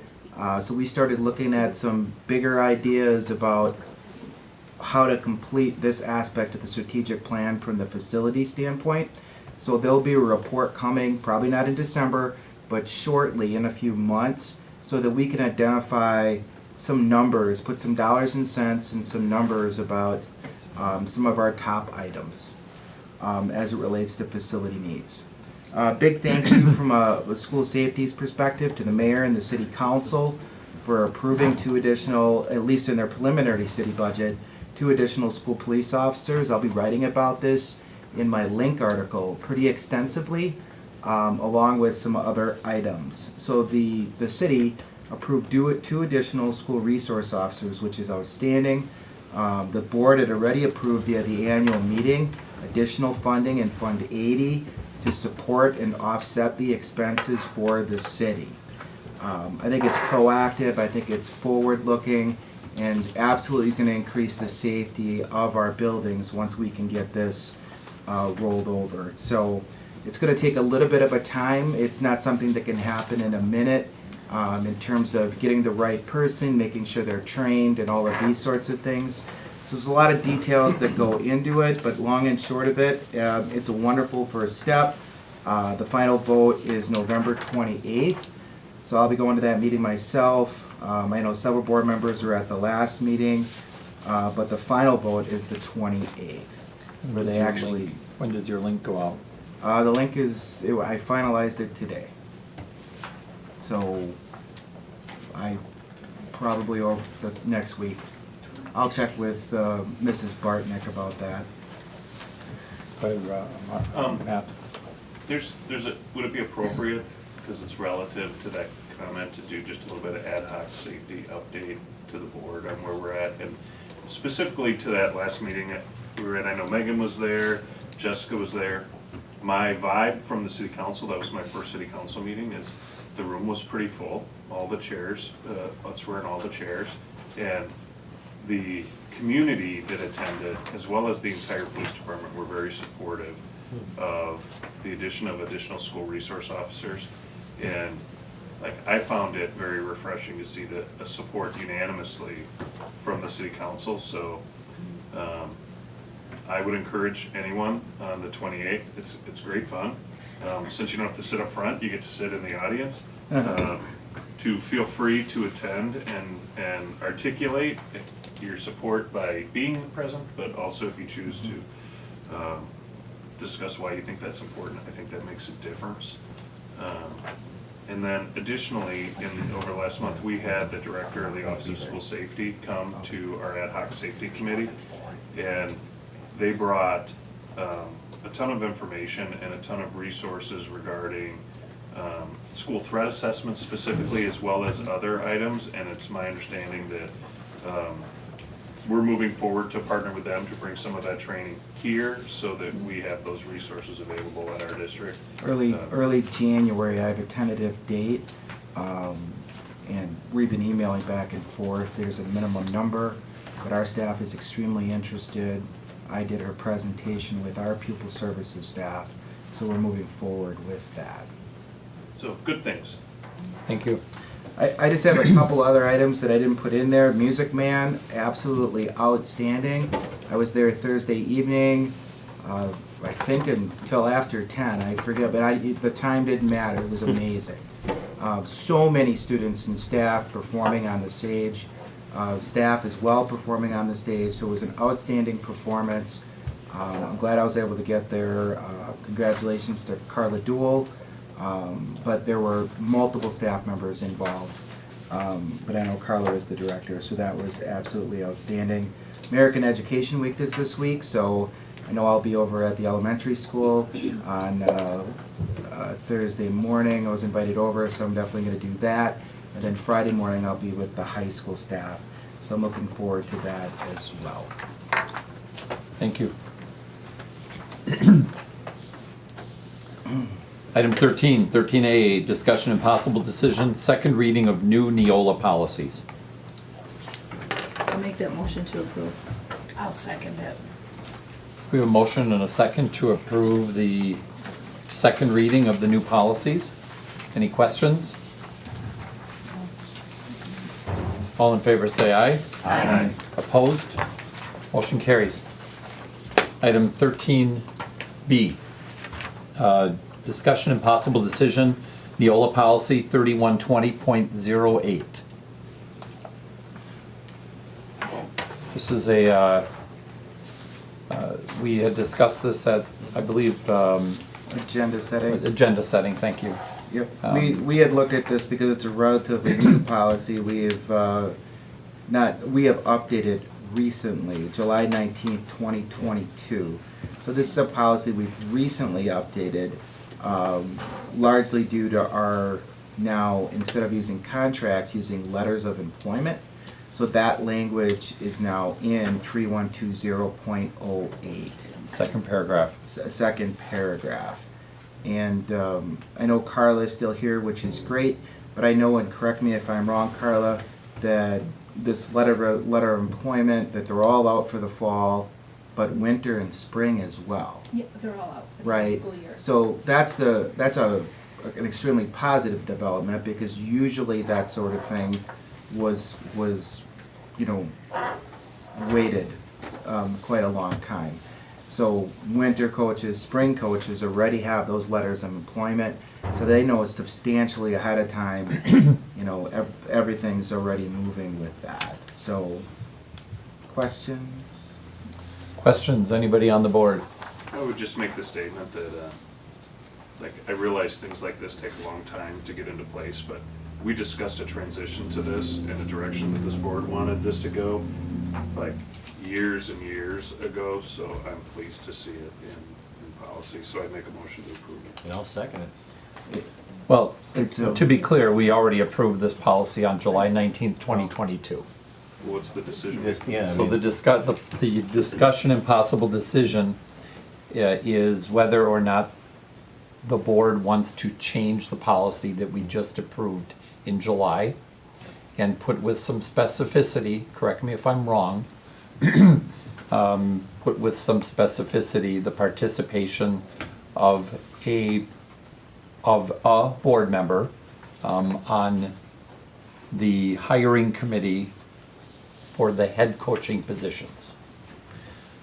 Correct me if I'm wrong, Diane, is that right? And the issue is that, before I got on the board, certainly, that the practice of the board has been, that the positions of head coaches are approved by our board via the personnel committee and therefore through the consent agenda, right? And so, if the board is to not be involved in that process, because nowhere in our policy does it say that a board member should be on the personnel, on the hiring committee, interviews and hiring committee, then we should cease the practice of approving at the board level, in committee or otherwise, those positions. That's the issue. Did I articulate that close enough? Because currently the way we're doing it is not following the policy Correct. that's now updated. Right. As I'm trying to read through this here, somewhere in what I'm reading up there, it's gonna reference having a member of the board be. It does not. It does not. It does not. And this is what we currently have. Our policy as it relates to, our policy is not being followed because the board has been approving long before 3 of us on this board got on the board. And so we either need to be following our policy or we should prospectively change the policy to abide by the way we are operating as a school board on this topic. Mr. Hermaning asked me to research, are there any other districts that would do that? And the answer is no. No. I don't. I can't And what find one. he's asking is to put a board member on. I'm not asking for anything. No. Okay. Well, that's what you want in policy. So, it's not what I want or not want. We are not following this policy. Correct. We understand Okay, that. so, really the question of this board needs to be, should this board continue to approve who it is in our school district receives a co-curricular letter of employment, or not? So, my 2 cents on that, I'll go first, is. Okay? This board should stay totally away from making this decision on who the coaches are gonna be and follow what our current language in our policy manual is. I agree with that. Even though we haven't for Correct. probably Correct. ever. Correct. Right. I think if we follow what our current language is in, that we follow what our policy says, that is a better practice than what we have been doing. Okay? I would just like to add my frustration as I second in this motion, that there was not. Well, hold on a second.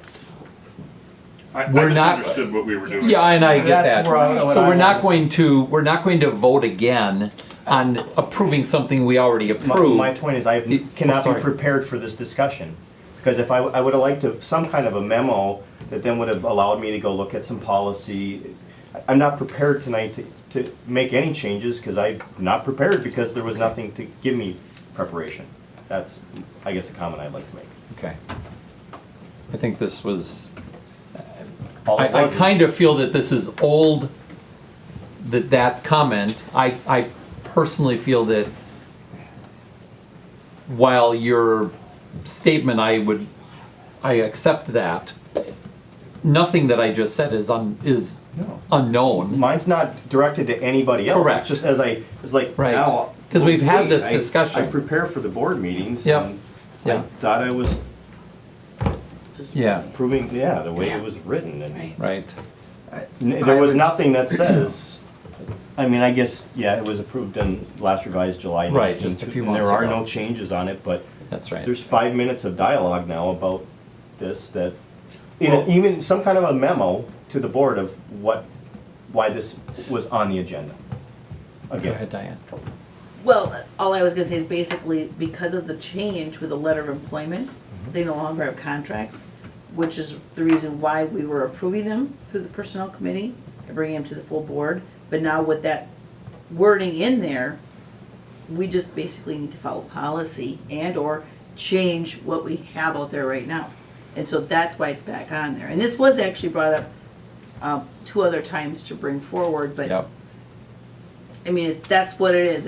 If we need to go forward with it the way it's worded, then we are just have to go through the personnel committee and we would not approve it. So we would be following policy. Right. Additionally, when you actually look at the committee policy, okay, which is 0155, for a personnel committee, the only statement it says is the main task of the personnel committee shall be to review recommendations on new positions, new employees, terminations, or staff reductions, collective bargaining agreements, union grievances, job descriptions, and all personnel policies of the school district. So technically speaking, nowhere in there does it say we need to approve any positions. In that policy, but Diane and I, we looked at a policy during agenda setting, and there is another policy that specifically does say that the board, through personnel, but the board does approve of the professional contracts, Professional. meaning teacher and administrative contracts. Right.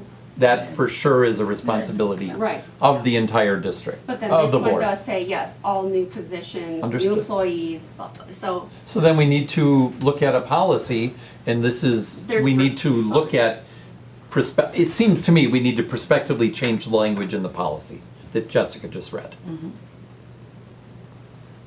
We can look at it. Well, we're in another one though, right? We gotta do. We are, first, yeah. but they should all be reflective of each other, is Right. what we're saying, and they're Right. not. They shouldn't be in conflict with each other. Correct. Or at a minimum, there needs to be clarity so that someone can look at one policy and then they're not gonna look at another one and be like, well, which one? correct, Right. which is where the uncertainty arises. So, And that was my point of, if that would have been prepared, I understand. That's fair. Okay, well, we got- Okay, You don't need to do anything. we don't need to vote on this. No. Right, Right. good, good. Okay. I'm not blaming anyone else. Jessica, what was that policy number, please? 0155 committees. Thank you. I'm making a note for when we get down to future agenda items. Okay? Item 14A, discussion and possible decision, Neola technical corrections. I'll make the motion to accept those. Well, unless you wanna go through them all. but- No, they're changes from. Second. Yep. Motion by Hanson, second by Barnes, and we've already gone through this. This is the legal aspect of needing to do it this way. Yes. Any other questions? No. All in favor, say aye. Aye. Opposed, motion carries. Item 14B, discussion and possible decision, football scoreboard and sound system. Yeah, we're at a point with the football scoreboard that it's more of a need than a want. Meaning that it's shut down on us at least once that I'm aware of, maybe more. I'm aware of once, because I was there. Meaning it's at the end of its operational life. Or its functioning life. And I guess more importantly, as you see, as you dig into the quotes, the sound system is a big expense of these. It's a combination of scoreboard and sound. So the quote we're recommending is Daktronics, the Stratford sign at $50,687, which is the top number. Installation and electrical work, and you'll see the asterisk about dependent about location. Is there's been a lot of discussion about where the scoreboard currently is and the lack of power, adequate power, which is part of the issue, because coming off of the concession stand versus the the press box, that's two different power sources, and neither of them are really enough to power what they have now and a state-of-the-art, a 21st century scoreboard. I mean, that's the easiest way to understand the situation that we're in there. So, Now, do I understand you're going to repower the concession stand as well as the? no, I mean, that might be some summer work, no. The plan right now is to put a scoreboard next to the press box and to not, is that correct? Or by the new flagpole. Right, right, Or by by the new the, flagpole, and the power right. would come from the power station that has the lights right, by the baseball field. There's a small building by the baseball field, that's where they're gonna tie into. And then the scoreboard has to connect to the press box because it's a sound system coming from the location of the scoreboard. right, the recommendation from Daktronics and Stratford Sign is to connect it to the flagpole, because the flagpole is taking power and it's all linked to the same source. The concession stand, which is currently where our scoreboard connects to, the problem that creates is there's no, whenever the field was put in, there wasn't, usually in today's fields when they put them in, there's electrical pieces that are put underground to allow for these sorts of expansions. None of that exists, so there would have to be deep underground activity that isn't at all wanted. David, if I remember last month when I was talking, and now I got the other bids, Yep. but we also talked about funding, and I thought that we had also talked about grants and other sources. MCA, now, they had soccer on their list from a list I remember seeing back in June. Now, I gotta believe that probably didn't have to happen because they raised some of their own money. Now, there's multiple sports that use Mm-hmm. this area. Why aren't we looking, I mean, it's not gonna get done tomorrow. Right. So, $125,000 when you add up the maximum. yes. That's what I was, yes. I want a new scoreboard. I feel we need a new scoreboard and a sound system. This this is 2 is months sound- without, I'd like to talk to Steve and, get his perspective on some of the construction side of it. Steve was directly involved I- in the installation and the electrical Yep, work. I just would like to, I haven't had the chance to talk to Steve about it. But where's the fundraising piece? Because that was in the meeting minutes from last month, and then also it's on the 10-year plan. So what are So we in doing? our committee last month, my understanding from Casey said is, we almost need to commit to the scoreboard first before you can go. There's a proposal process to get, more of the advertising side of it. Now, the funding of whether it's some of the associations or booster clubs, that is maybe different, but, Right, she's talking. I still don't know why we couldn't maybe get some financial commitments on advertising even prior to this, but maybe Correct. I'm going against Soccer did policy. just that. Yeah, I mean, this is This is just, the this is a opportunity. really, this is a couple staff right here. Mm-hmm. Oh, yes. But it is That is a needed, huge but cost. it's a huge cost. Yeah. I agree, it is needed, but that is, $125,000 is not cheap. And so I don't, and to Diane's point, if there's several, you have track, you have not so much band, but dance, and the community utilizes that area too, maybe for the sound system. So what other areas or boosters can pitch in a something to this? That is not a cheap expense. It should not all be on the taxpayers. Mr. Barnes? So when I looked at Casey's 10-year plan, and I appreciate that, that really helps provide context to the board. But we're talking about over $250,000 worth of infrastructure needs, like just basketball hoops, right? And to raise and lower, however it works for volleyball, I guess I don't know, but that's $100,000. Here's $125,000. And at a point in time when we discuss as a board the need in the future to look at, because of, through no fault of our own, but to look at operating referendums. Mr. Munoz just talked about he's gonna be coming back to us with a plan to be like, how do we meet the rest of the strategic goals for this district? My guess is those are gonna be expensive, and that could include referendum to achieve those things. And I think about the messaging, and I don't have context for what this scoreboard is, but if we put up the Mac Daddy, we can change it with a couple keys, Jumbotron in the Mosinee football field, and we drop over $100,000 on it, and then we go to referendum to this community, be like, we need money to pay teachers. That messaging is in conflict with each other, and I suspect our community will hold us accountable for dropping $125,000 on a scoreboard when we're asking for money to pay for teachers or to do additional construction. It has to do with priorities. So I don't know if there's a less Jumbotron option that requires less power that exists, because at the end of the day, we need sound and we need to be able to change numbers on two different sides. So, like, I don't know what I don't know on that. I just know the messaging of this, I'm not comfortable with. So to be clear, Jumbotron was a metaphor, right? Yeah. This isn't, we're not gonna have We the are Jer- being recorded. We're not gonna have the Jerry Jones Well, Jumbotron. but I mean, the fact of the matter is, we're talking about. I know this- that. I was Yeah. making sure it was clear. I believe the words state-of-the-art were used when describing this Sure. scoreboard. And then that's where it comes in the difference between needs and wants.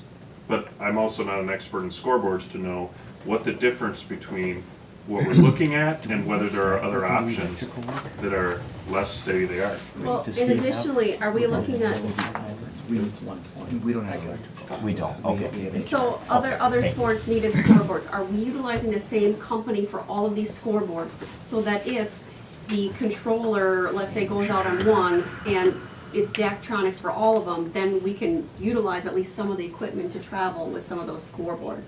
And additionally, then maybe the people can be trained, or they already know how to utilize one scoreboard, and then they could do it for another sport, potentially. So as we've another- already- So I'm gonna go to Casey for that answer, but also what I just asked him. If you would Sure. then tell everybody what. So I'll start with answering Mrs. Maples. So we currently have all-American scoreboards and those units to run are interchangeable, okay? So Daktronics has become a leader, and they have also quoted, and they'll continue to be on the 10-year plan for all scoreboards, okay? Because if you look on this quote, actually Game 1 and Chippewa Valley are quoting the, I guess you'd say the lesser scoreboard, okay? But they don't have the experience and the know-how for sound. Okay, so the majority of their expenses on the sound side, even though it's a cheaper scoreboard, not as nice. This is a basic scoreboard from Daktronics. This is not a video board. Also, I have no interest in the video board right now. For no reason, I can go into that later. So the goal would be, as we adjust scoreboards across the district, that we would be likely moving towards Daktronics, just because of their expertise and ability to be interchangeable. I think what's important to note also on here is Steve Kaiser had gotten, and I had met out at the field a couple times in the past month. And so the electrical work column came into play in regards to the fact that he's a portion of this is also setting up for the future. Where we've chosen for the scoreboard to go, and the way they're installing it actually allows it to be moved. So in the future, if we do have a larger project out there, or turf comes in, or some other construction happens, the scoreboard can be moved quite easily compared to our current situation. And so some of those dollars on electrical work is also prepping for the future. Additional conduit to handle additional load for anything that we built out there. Kevin, I think that was what you were. That is, because in the 10-year plan, it only references the 50,000 and the 20,000 and nothing about the electrical work column at all. Right. And to go the one step further, Diana, I mean, with a little bit of specificity, it's not only the 12 to 16 high school games for football, it's also the middle school, it's the track events, it's the dance team performances, and then 62 youth football games over 7 weeks. That's right. So it's not just for boys football, but I understand I agree with your point though. But it would be great, and I would love to see it, but not at the expense of us losing confidence and faith of the community that we're prioritizing the spending of those dollars. If we weren't having conversations about operating referendums and other construction needs within the school that we're gonna get updated on sometime in the next, like January, is that what you said? We met, yeah, they're So- writing it up right now. So I just think this is premature to do this right now. I think it's dangerous. for us to vote on this, given what we may be hearing in the immediate near future. And I would want to know, like, solicit for some funds. What are any boosters willing and able to contribute? What are the MCAA, what are potential businesses willing to contribute as well, so that we know a little better of what our expense is going to be before we make this decision. And it should be a fully informed decision.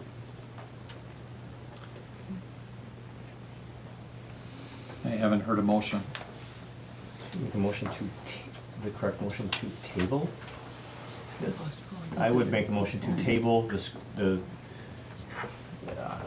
the agenda. The purchase and installation Yeah. of a football scoreboard and sound system. Per the request of board members for further information on additional funding sources. And I think that can go, not necessarily in the motion, but in some supportive notes. The motion would just be to table. I'll second that. We have a motion by Hanson and a second by Gorman to table the possible, or the decision to approve the purchase of the football scoreboard and sound system. Tabling motions are not debatable, so we go right to the vote. All in favor say aye. Aye. Opposed? Motion carries unanimously. Thank you.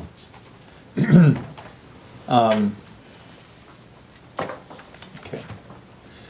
Item 15A. Can I say, Yeah, just to I- clarify the difference between table and postpone, table means that it's not set for a specified time, that someone's going to have to move to take it from the table That is to bring correct. it back. Whereas a postpone would be next month, it automatically gets. Or at a time that we, with the postponement, would decide at it, whatever, it doesn't have to be the next month, could be at a future date, but a date A set set. time.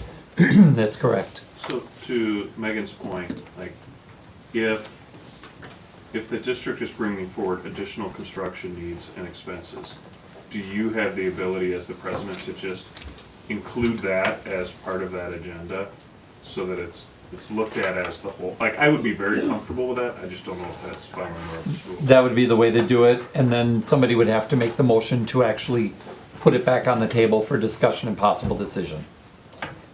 Okay, because I think it would be great to look at that in the context of the report that Mr. Munoz is bringing forward. I think that's the lens at which we should look at that through. Yeah, I would agree with that. And I made a note already to bring this back, what you just said, I'm sorry, to bring it up as a future agenda item so that we don't forget that it is an item sitting out there on the table. Sometimes we forget about, because it's not been put top of Even mind. if we could get that bidding, you know, where we talked about the advertising going out and kind, you know, I know it's gotta be done in a fair way, you can't just offer it to one and then not to whatever, but if we could get that maybe going, you know, Casey, like that, the package on that of how we would go about doing that. I'd like to thank Casey for the advanced work that he did from last month and Yeah. from our committee. I mean, now I think we know what our final next steps need to be able to make an informed decision. So is the board, is the board suggesting that if we are getting a proposal, a report, and possible decision proposal from Mr. Munoz on some of these other items that he's talking about, that the board would want to bring this back at the same exact meeting? Could David give an update as part of Yeah, his, he's saying we want you know, an because this is gonna, I think, take more than maybe a month to work with the community, work with the different, the booster clubs. To maybe provide an update once in a while, and maybe not December, but January, or Keep it on our mind. or if Casey Where we're gives at. an update. Yeah, And then I- we would know about when we're maybe possibly ready to bring it back. I guess one of the questions I would ask about Yes, I can. the scoreboard and sound system is,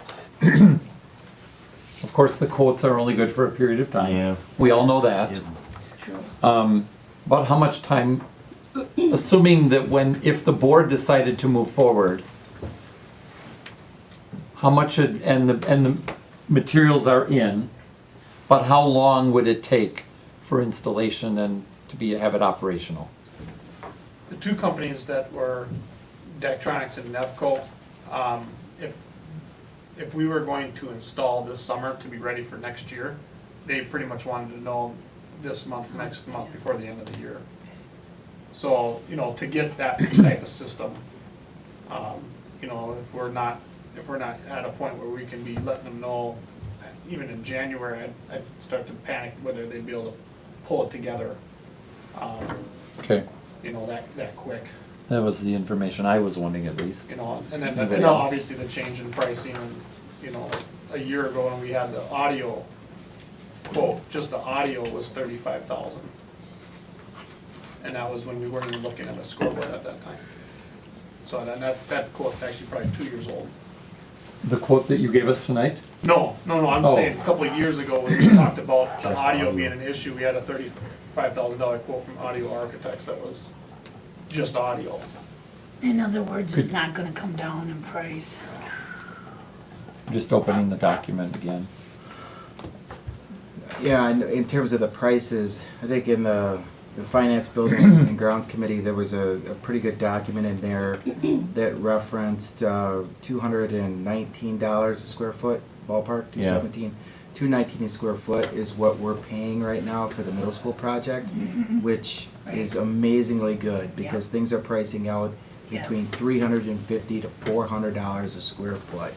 So the decision the board made with the middle school at the time that you made it, it's It was amazing. crucial. That's my So- concern with this though, Right, is if you that's- continue to kick it down the road and prices continue to, you know, go up, it's gotta be replaced at some point. If we can't go with the lesser version, you know, a more basic model, if this is the basement of the basement, you know, with getting what we need, you know, are we being fiscally conservative and responsible by not just pushing off and having to eventually pay more? So I don't know anything know. about I whether don't the know. dollar amounts are valid or not, but this dollar quote from Daktronics, it actually was only good through October 24th. I'm not saying they wouldn't still honor it. Right. Sure. I'm not saying they won't honor it in December or January. I'm just letting you know, I'm opening the quote, and it says, quote, valid for 60 days. That was from August 24th, so But October maybe our 24th. total price as a district may come down through other commitments. Understood. Price might go up, Yeah. That's what I'm but saying, somebody else I would was. like, I would like I to think see the- that, yeah. It's The up at the community has top. heard our discussion. Mm-hmm. And, yeah. Yeah, So this is a new quote than the one Daktronics that's in our didn't update us once. systems. Oh, So the one that we have linked in to the 10-year goal thing is a different, it's the same amount, I think. Well, what you're looking at there is the Stratford sign piece. yeah, there's. Oh, yeah, That's for okay. installation, right? That's the installation Oh, see, piece. thank you. No wonder, that's just Yeah, recent. that's fine. Okay, Yeah. but the Daktronics linked into our materials is quoted from August 24th, and it says valid for 60 days. I promised, Not a problem. I promised Steve that I would say $219 a square foot more than once. He asked me to say that largely in this context, that when you look at, and they saw it more in building and finance with the projections for some of the other expenses. On the document I talked about with Mr. Jamrose, which it looks like is attached to this now as well. I mean, the prices out there are getting astronomical. And just a note too on that $50,000 quote, the Daktronics, and I think Maybe. Chrissy just had it up, about 17,000 of it is the scoreboard. The remaining portion, the majority of it is parts and sound. Right. So, All right, well, we have tabled this for tonight. Yep. Item 15, thank you. Thank you for the update. WASB report. I do have information here on that, our workshop. There is a online workshop for tomorrow night statewide for the connection with lawmakers and that's that. And then I also have, if we're going to, who's going to the convention? There is the pre-convention on Tuesday night. It's in the, here, what's going on, which you can look up, and it has most of the sessions in there. And are you gonna be the delegate again? I think we voted on that, right? Okay, I only asked because I was sent an email about sending that in. Yes. So I will do that. Yes, I've not received any potential, any prospective resolutions from anybody here. And tonight was the deadline, Okay, so. yep, so we missed that. Well, everybody, we talked about it last month. We did, but I Yeah. forgot to, yep. Oh, you remind forgot to bring yours? No, I forgot to remind you that it had to be in by tonight. Oh, yeah. Item 15B, CISA 9 report. Mikey, They failed to send me a report again. That's 3 months. What roll? You have to drive up there, Mike. Yeah. I just Item- don't get no respect. Item 16, future agenda items. Can Oh. we have, Did you have something? Future agenda items. Matt? To discuss the vision and a name change to the Curriculum and Standards Committee that we discussed tonight, but that would have to be a policy change and then brought to the full board. I believe so. I didn't look it up after our meeting tonight, but I believe that our board policy specifies which committees and the names of them in policy. Okay. I think. I wouldn't fall on a sword over it. But I think it that's what does. states in policy, yes. Okay. All right. Also, a review of policy 0155 committees. Maybe it's the same policy, I don't know. But with the purpose of trying to bring uniformity Right. in the policies. And then I'd like to make sure we check that online form for the public forum. And it's Sure. operational, yep, so that we can make sure it's working. Yes. It sounds like it's not. No. A glitch. And, yeah, just a reminder of, 3 of you here. The election process, right?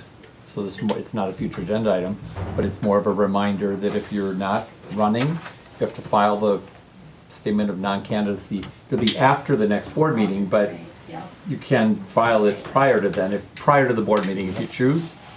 And then, Sarah, first day that people can begin collecting signatures and pick up papers. They can come after Thanksgiving to the office to pick up papers. They can start collecting signatures on December 1st. Okay. And non-candidacy has to be in by December 23rd. Nomination papers to go on the ballot have to be in by January 3rd. And the notice of the election will be going out tomorrow morning. Okay. Very good. gosh, that's coming up, yeah. Anything else, agenda items? All right. Item 17. I'll make the motion to adjourn. I'll second. Motion by Gorman, second by Maple. All in favor say aye. Aye. Opposed? Motion carries.